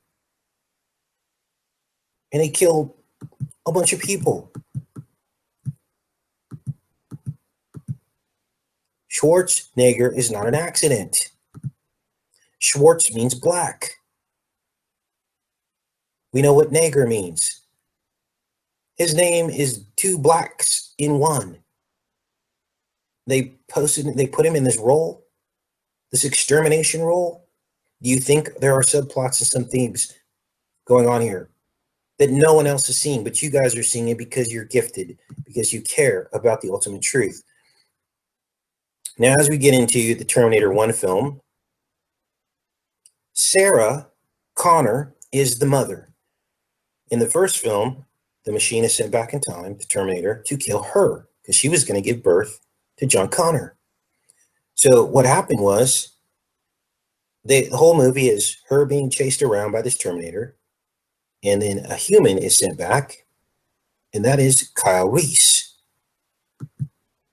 Now, this is crazy because Sarah means happy, pure princess of the multitude. Okay? And the mission of the serpent in the Bible was to kill Eve. Remember, this is about time travel. The serpent actually wanted to kill Eve. He was jealous. That's why there was the enmity between and Eve. She was the mother in the garden. She was the first princess, just like Sarah. You see, these biblical characters repeat. And I'm going to show that to you because it's all about bloodlines, right? So Adam repeated. He became like the Jesus figure, okay? And Jesus undid the curse. But they were both from the same bloodline. And the serpent, of course, failed in its mission to kill Eve, but the enmity was still there. And we also know that the wife of Abraham was also Sarah. And they were the forefathers of Christ himself. Now, this is crazy because Kyle, remember, Kyle was the guy, the human that was sent back to protect her from the Terminator. His name means narrow, straight channel. Narrow, straight channel. So when you look at the film, you see the boy going through this narrow, straight channel. And Kyle becomes John Connor. He's John Connor's father.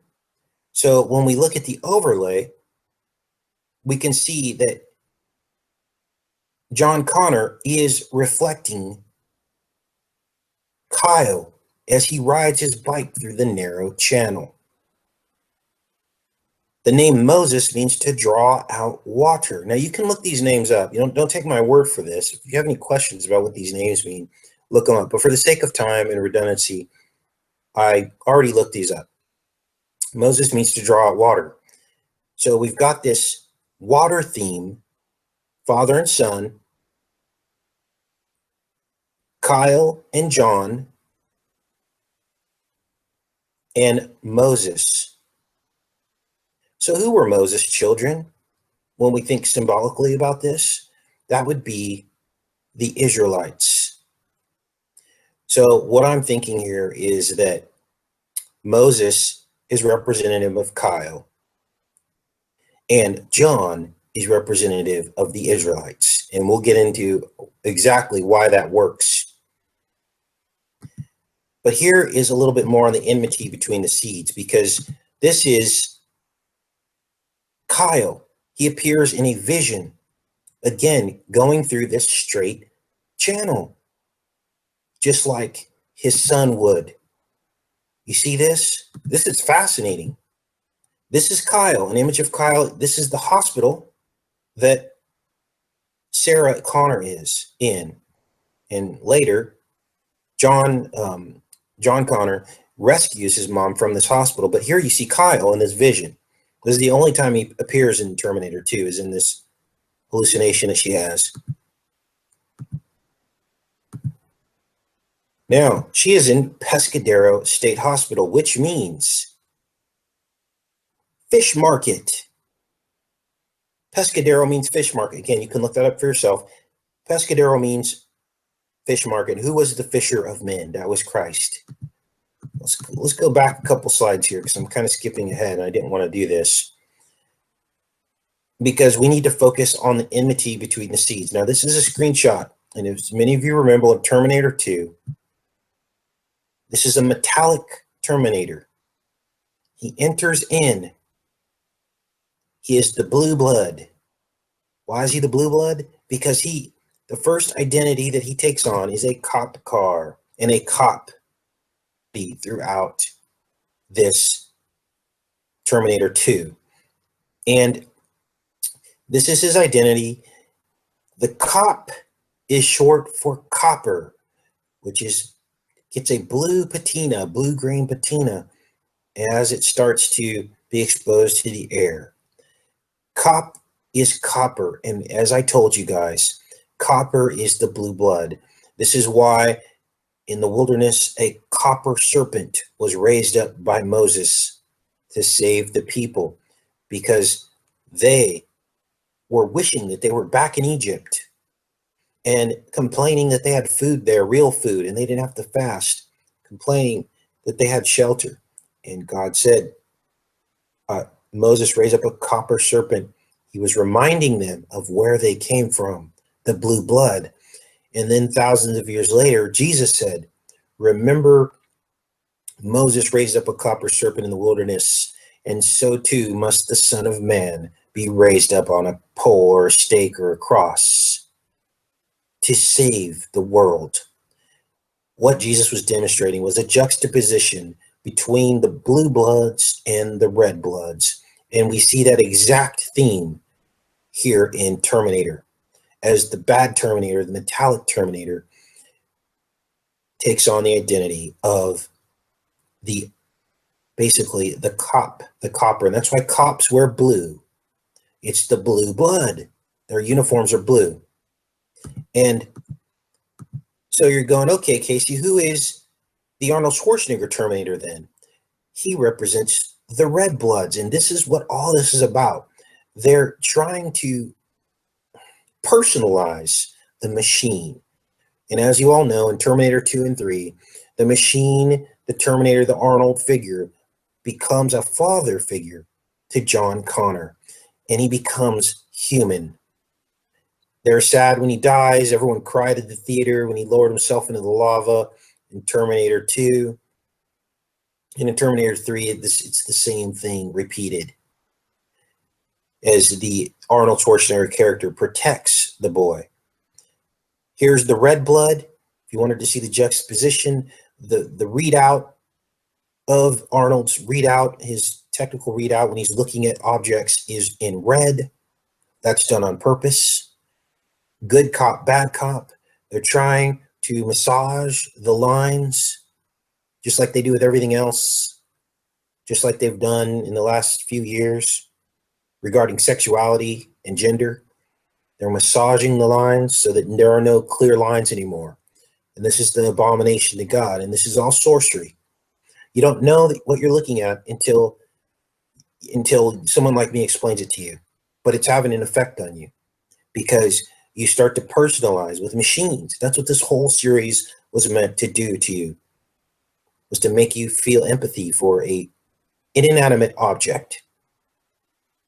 So he sees the readout in red. And of course, this is one of the first scenes where he enters the bar and he goes to take this man's clothes because he's naked.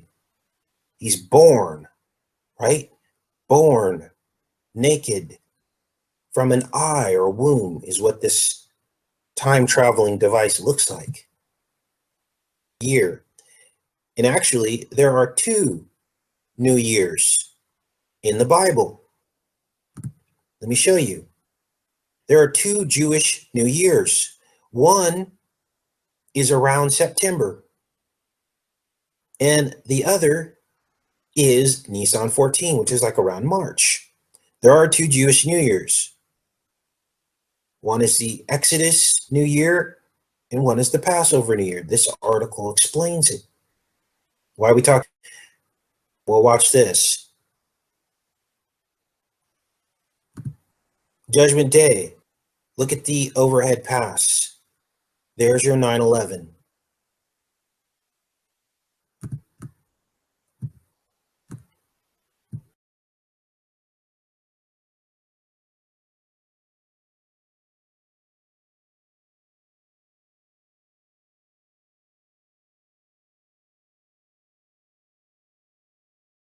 Now, many people write this off as, oh, that's just 9/11. Well, but when you combine it with Judgment Day that happened on August 29th in the film, and you do the calendar conversion, you realize that's also 9/11,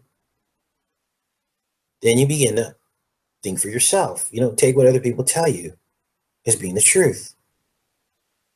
Now, this goes deeper. The mission of the serpent was to kill Jesus' seed before he could be born. And this is where we get into the Exodus and genocide that was waged by the Israelites to protect the seed line of Christ to come. Now, this is very important because there's a whole movement afoot trying to discredit Yahweh in the Old Testament, saying he was a murderous killer, that he was jealous, that he was this, that he was that. That God protected the seed line of Christ to come. So if you start saying that that God was evil or Satan or the other Lord or whatever, you are discrediting the entire foundation of the sacrifice to come. This is important because that is exactly the plot in Terminator. Defeat the child before he is born. So these people that are telling you that Yahweh was evil are basically Terminators.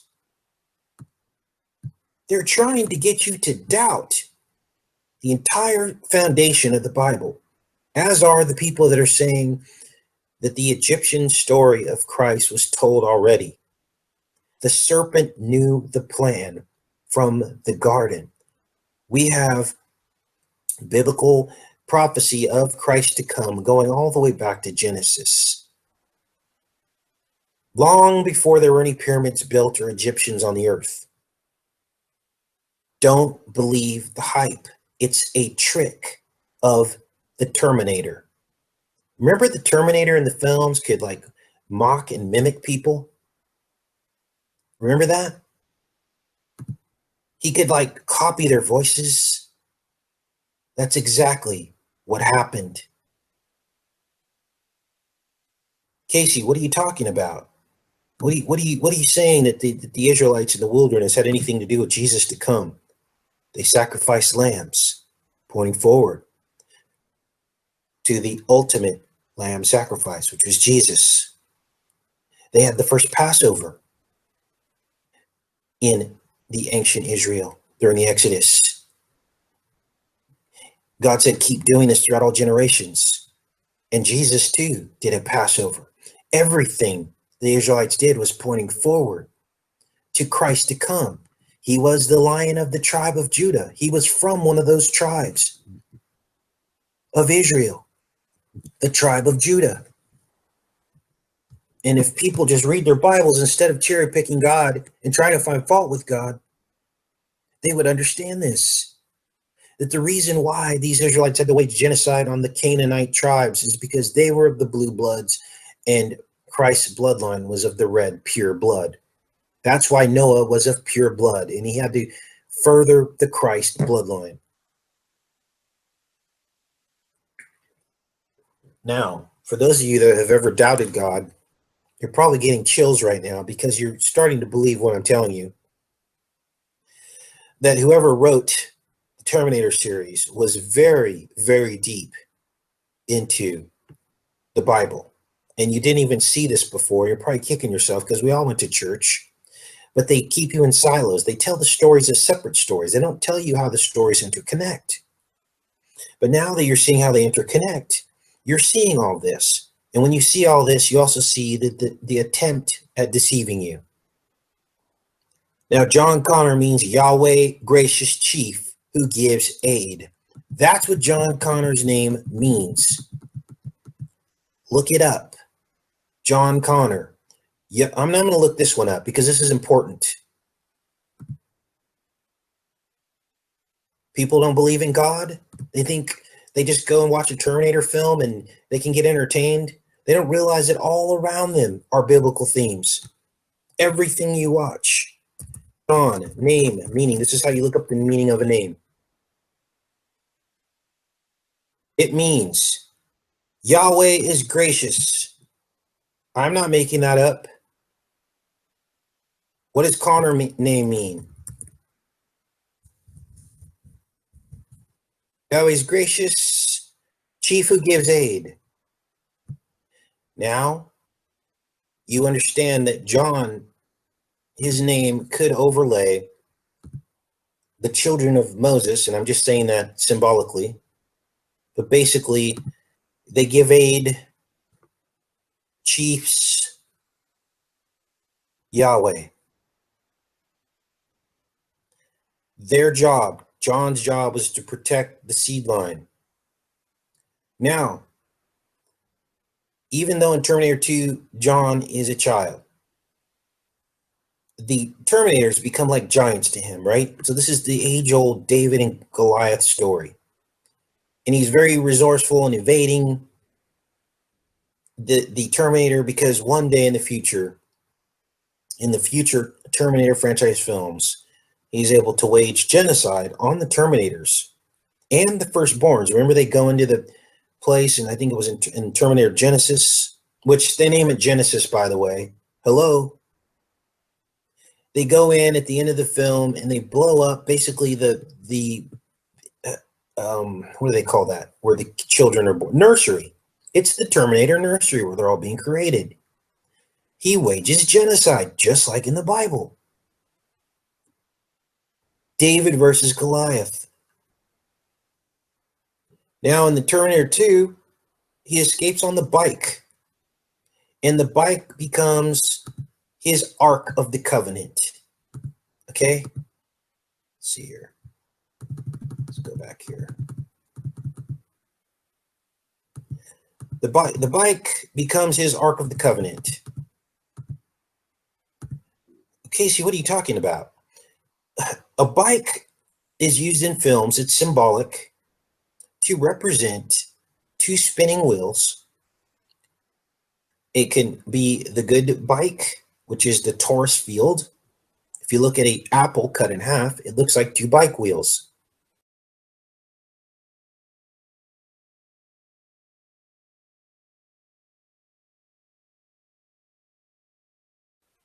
Okay, and they use this in these films. It's on an occult level. It's very under the radar, but it is true. I've demonstrated it to you many, many, many times if you follow my main channel.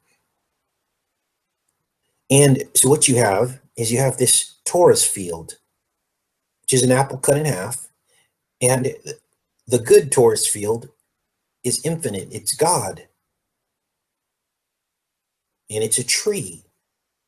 That's why they call God Elohim. Because a tree has branches that branch out at the top and roots underneath, as above, so below, connecting the bottom. And that's why El means tree. That's why they call it an elm tree. That's why they have an elephant, because he has a tree trunk as a nose. El means tree. It's actually technically a terebinth tree in the Hebrew. So John's on his bike, he's on his tree, he's on his torus field, he's on his Coriolis field. These are all keywords you can punch in and research for yourself. You'll see the bike. And this is his ark. Because the ark is a pillar of fire by day, or by night, and a pillar of cloud by day. It's two twin opposed vortexes, which is the torus field. Now, I'm getting into a bit of theory, but if you research this yourself, this may become a truth to you as well. And this is the representation of God on earth. Obviously, God is infinite and he's so much more. But when he was leading the Ark of the Covenant and the Exodus, going through the narrow gate as the Red Sea was being parted, right? Here it is, narrow gate, Red Sea. John on his bike, the Israelites parting the Red Sea, being chased by the Pharaoh in his chariot.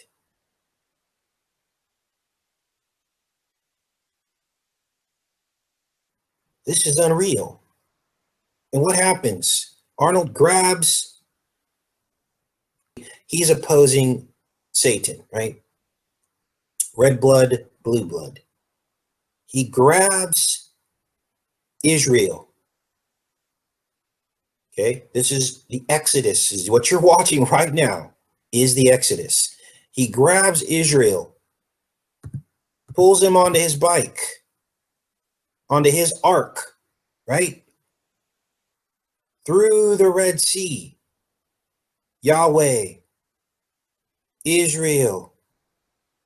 He's Moses too, but remember, John is Kyle. Pharaoh's chasing in the chariot.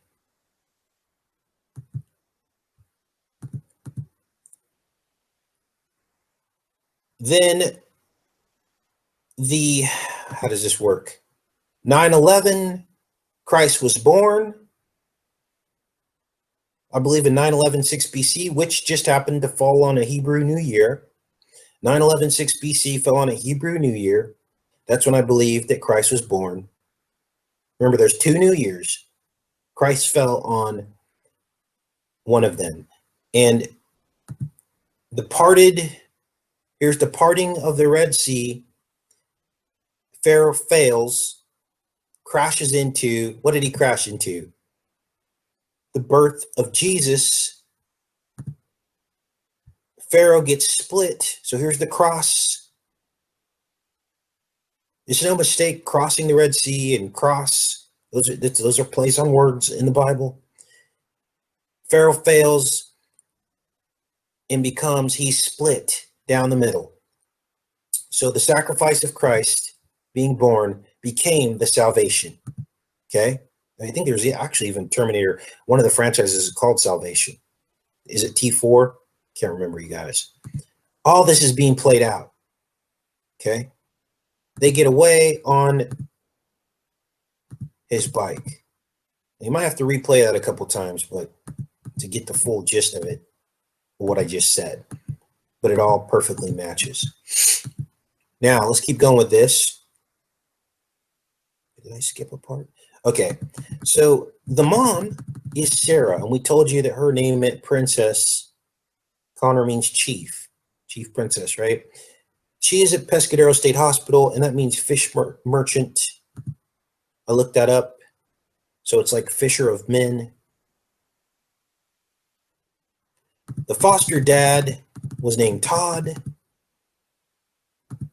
That's the foster dad here. Todd means red.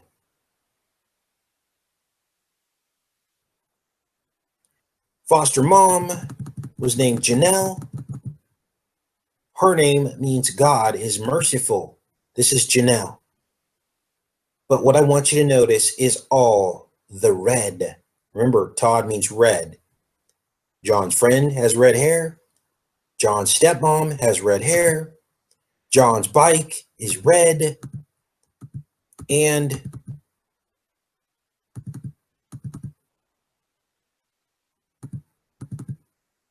where are we at here? What else? I wanted to show you guys this picture. There's the red lamp. Mom with red hair. Casey, what's up with all the red? Well,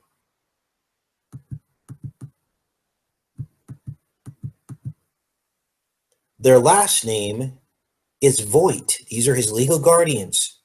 And that means appointed to be his guardians. These are the people, the other side of the bloodlines that were controlling, trying to exterminate the Israelites. And the red hair is a feature of that.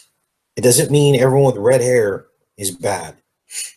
This is all symbolic, okay? It's a trait that is more common. So the Hebrew were foster children of the serpent. They weren't of that seed line. They were adopted into this reality of sin. You can't escape. The serpent is in control, just like a foster parent. He rules this reality, which is what it says in the Bible.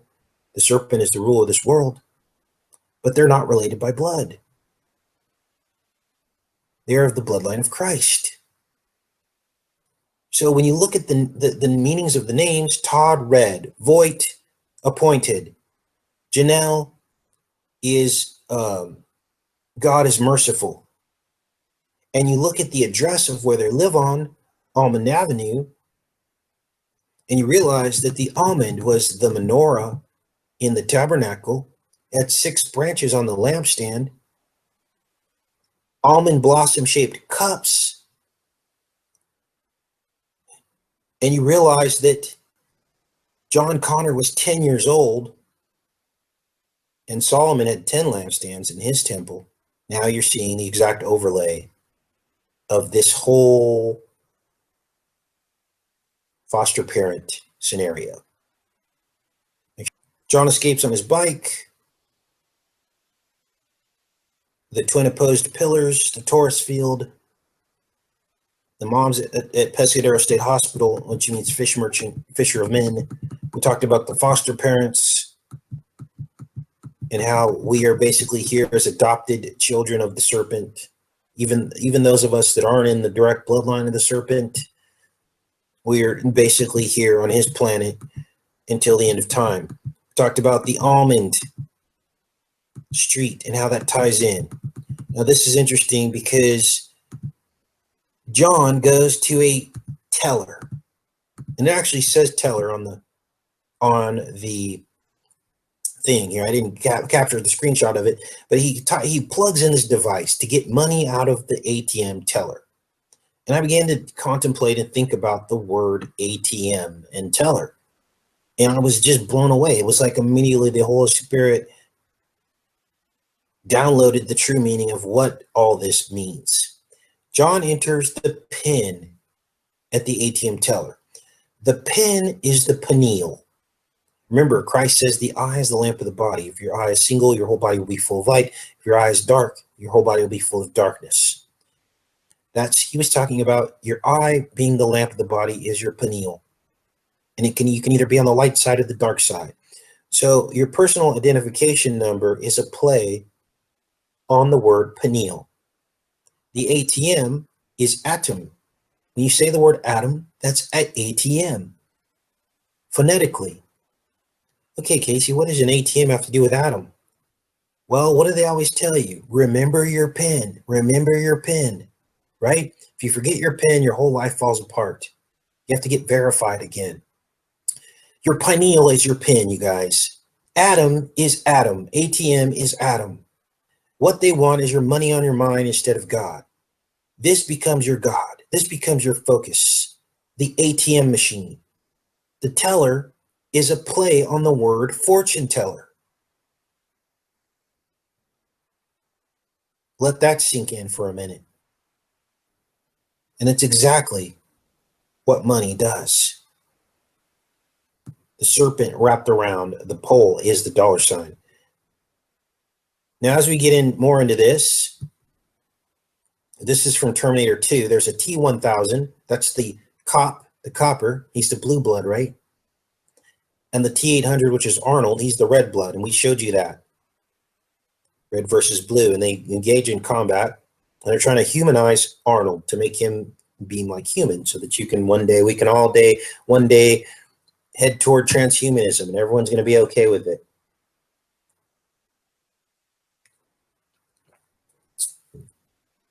This is a classic case of good cop, bad cop. The red and the blue. Neither one is the answer. Both are bad. Yet one poses as good. So then I began to think about this. What does this T mean? Well, T is the 20th letter of the alphabet. T and T is 20 and 20. That's 40.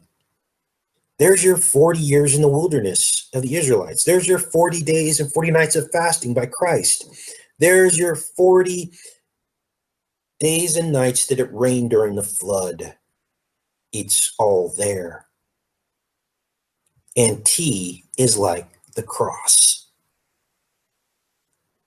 Just as Moses was raised up a serpent on a cross in the wilderness, so shall the Son of Man be raised up. Those are Jesus' words.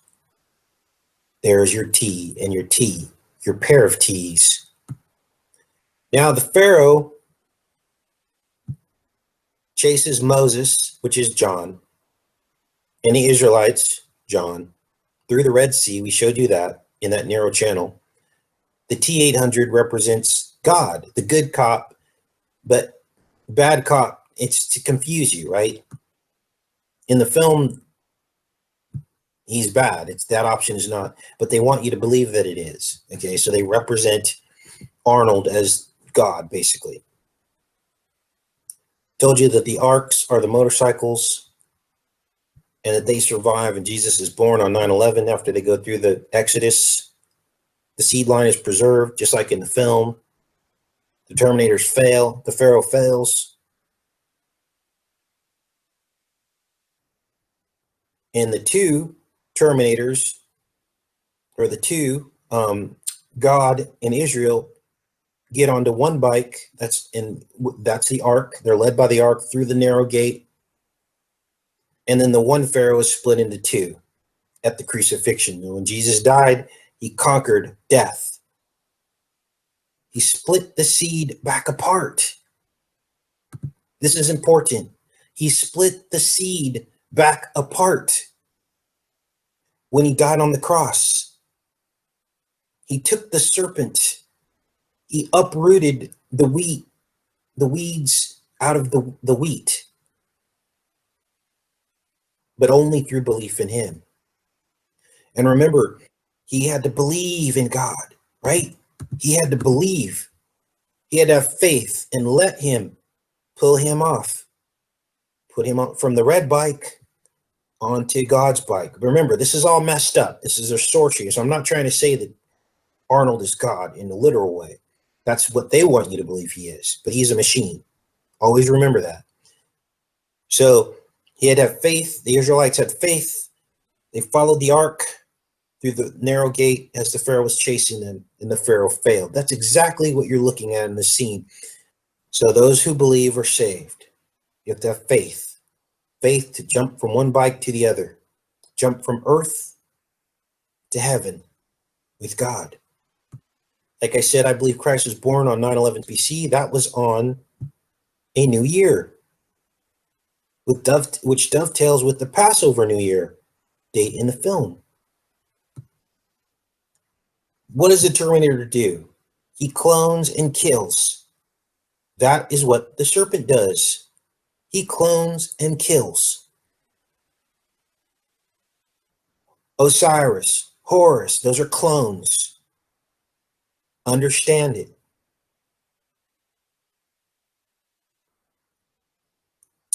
Yahweh, trying to say he's Satan, that's a clone. He takes your God-given gifts of voice, looks, dancing, and he hijacks them for his own purposes so that he can deceive others. This is what he does. Now, at a certain point, they ask Arnold, or John asks Arnold, how long does your battery last? And Arnold Schwarzenegger says, 120 years. This is in the Bible. God says, my spirit will contend with them for 120 years, which many people believe that either could mean that our lifespans are now limited to 120 years. Different thoughts about what that could mean. I wanted to show you guys the milk of human sacrifice and explain to you that many times when you watch these films, just before someone dies, they're drinking milk, or milk is spilt. So we've got all these films, 007, Living Daylights with the Milkman. We've got the Milkman in Lost Boys, the milk carton with 9/11 in the date. We've got milk in the Believers film, milk in the 88 film with Lloyd, the guy who played time travel. She drinks milk every time she's going to kill someone, milk in Clockwork Orange, and milk in The Last Jedi. And it's no different in the Terminator film. This is Todd, which means red, is killed by Janelle. These are the foster parents of John. Because she clones Janelle. God is merciful, that's her name, what it means. And she kills Todd because Todd's running his mouth, right? While they're trying to trick John on the phone. And because they want John to tell them where he is. So she kills Todd. And he's drinking milk. What does this mean? Well, no one ever told you this before, but I'm going to explain it to you. Remember when they had the missing children on the milk cartons? Milk is Molech, who people sacrificed children to him in ancient times. Molech, M-O-L-E-K. When you take out the consonants, which is what you do in Hebrew language, you take out, the vowels, you take out the vowels. There are no vowels in the Hebrew language. You have M-L-K, and that's milk. Molech. When you look up at night in the stars and you see them spinning at the equator, they form the eyes of Molech. And what do you see in the stars? You see the Milky Way. And if you were to do time-lapse photography, you would see the stars spinning and you would see the milk draining out into the darkness between the stars. That's how sick these people are. They worship the darkness. They worship Molech. They worship child sacrifice. And they knew exactly what they were doing when they put the children on the milk carton in the 1980s. Eaton Patz was the first boy on the milk carton. Eaton is a play on the word eaten, because that's what they do. The first cannibals were the fallen ones in the Nephilim. They consumed all the acquisitions of men, and they began to even consume men themselves. This is the book of Enoch. So now you know the truth, and you'll begin to notice milk being spilt in all of the entertainment that you watch before someone gets hurt or is killed. Now, so the metallic Terminator basically infiltrates the hospital because he's trying to kill John's mom, who's stuck in the hospital. She's a prisoner there. And then impersonate her to lure John out, right? Here's your Illuminati checkerboard floor. Now, you guys rarely hear me talk about the checkerboard because it's so obvious. Everybody knows what it is now. Everybody knows when they see a Freemason symbol. And they have this metallic Terminator can take on any object, its shape and form.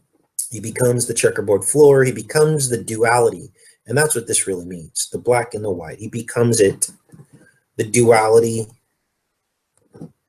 comes up out of the floor. Here's the license plate of the cop, the blue blood, the serpent. And it obviously, 999 is 666, and 18 is 666, because 6 plus 6 plus 6 is 18. So you have a 999, you have a 666, there's your 69. There is the Ouroboros, the yin and yang, the snake eating its tail, the enmity between the two seeds on the license plates. But most of the license plates in films mean something. We've decoded that in many films. Now, this is where things get interesting, because we've talked about the pineal gland. I showed you the PIN code. Let me explain to you what's happening in the scene. Arnold tells him, open my brain and get my CPU, my central processing unit. And where is the central processing unit located? It's inside his pineal position. This is the front of his head. This is his forehead. This is the back of his head. They go down, they pull out a central processing unit. It's at the center of his brain, the pineal position. And guess what? What does this look like here? This looks like a crown of thorns. The crown of thorns around the pineal gland. Now, this is what the devil wants to do. He wants to replace your central processing unit. He wants you to have your whole body be full of darkness. The eye is the lamp of the body.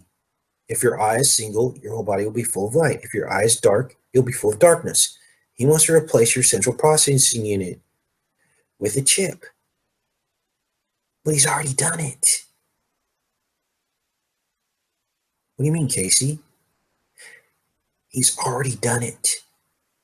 All of your devil vices, your devices that you have in your hand, your computer, they're all run by chips. And everyone is in a fog, a hallucinatory fog, zombied, Snapchat, WhatsApp, YouTube. The only reason why I'm on here doing this is to battle the sorcery of the enemy, to wake you up, to snap you out of it. Otherwise, I wouldn't be caught dead within 15 miles of a computer. But I'm here to fight on the battleground of the enemy to help snap you out of it. That's what we're doing here. Understand what is going on here. Just like Moses and Aaron were in the Pharaoh's court, on the battleground of the Pharaoh, and they were dropping the staffs that turned into serpents and ate the Pharaoh's serpents. So the CPU is in the pineal position, and by the end of it, what they're trying you to understand or make you believe is that Arnold the Terminator can be considered human. He was a better dad to John than any man that had come in his life. They were very clear in the plot line about that. And they want to pre-program you for a transhuman world. That is the goal. This is when John accesses all of the information. At the end of the film, they're locked out. They basically, John's mom, Sarah, tries to kill the guy who was going to invent the Terminators. She can't do it, so he takes her and the crew to his lab to destroy all the evidence, but they're locked out. And so John breaks in with his little device that he has, that he used to get money out of the ATM. He breaks in with the PIN number. And for those of you that with eyes to see, you already see what I'm seeing. And that is that when you add up 7 and 2, you get 9. And when you add up 5 and 6, you get 11. The PIN number to access all the data to try to destroy it is 9/11. And that's what Jesus did. He destroyed the serpent through belief in him.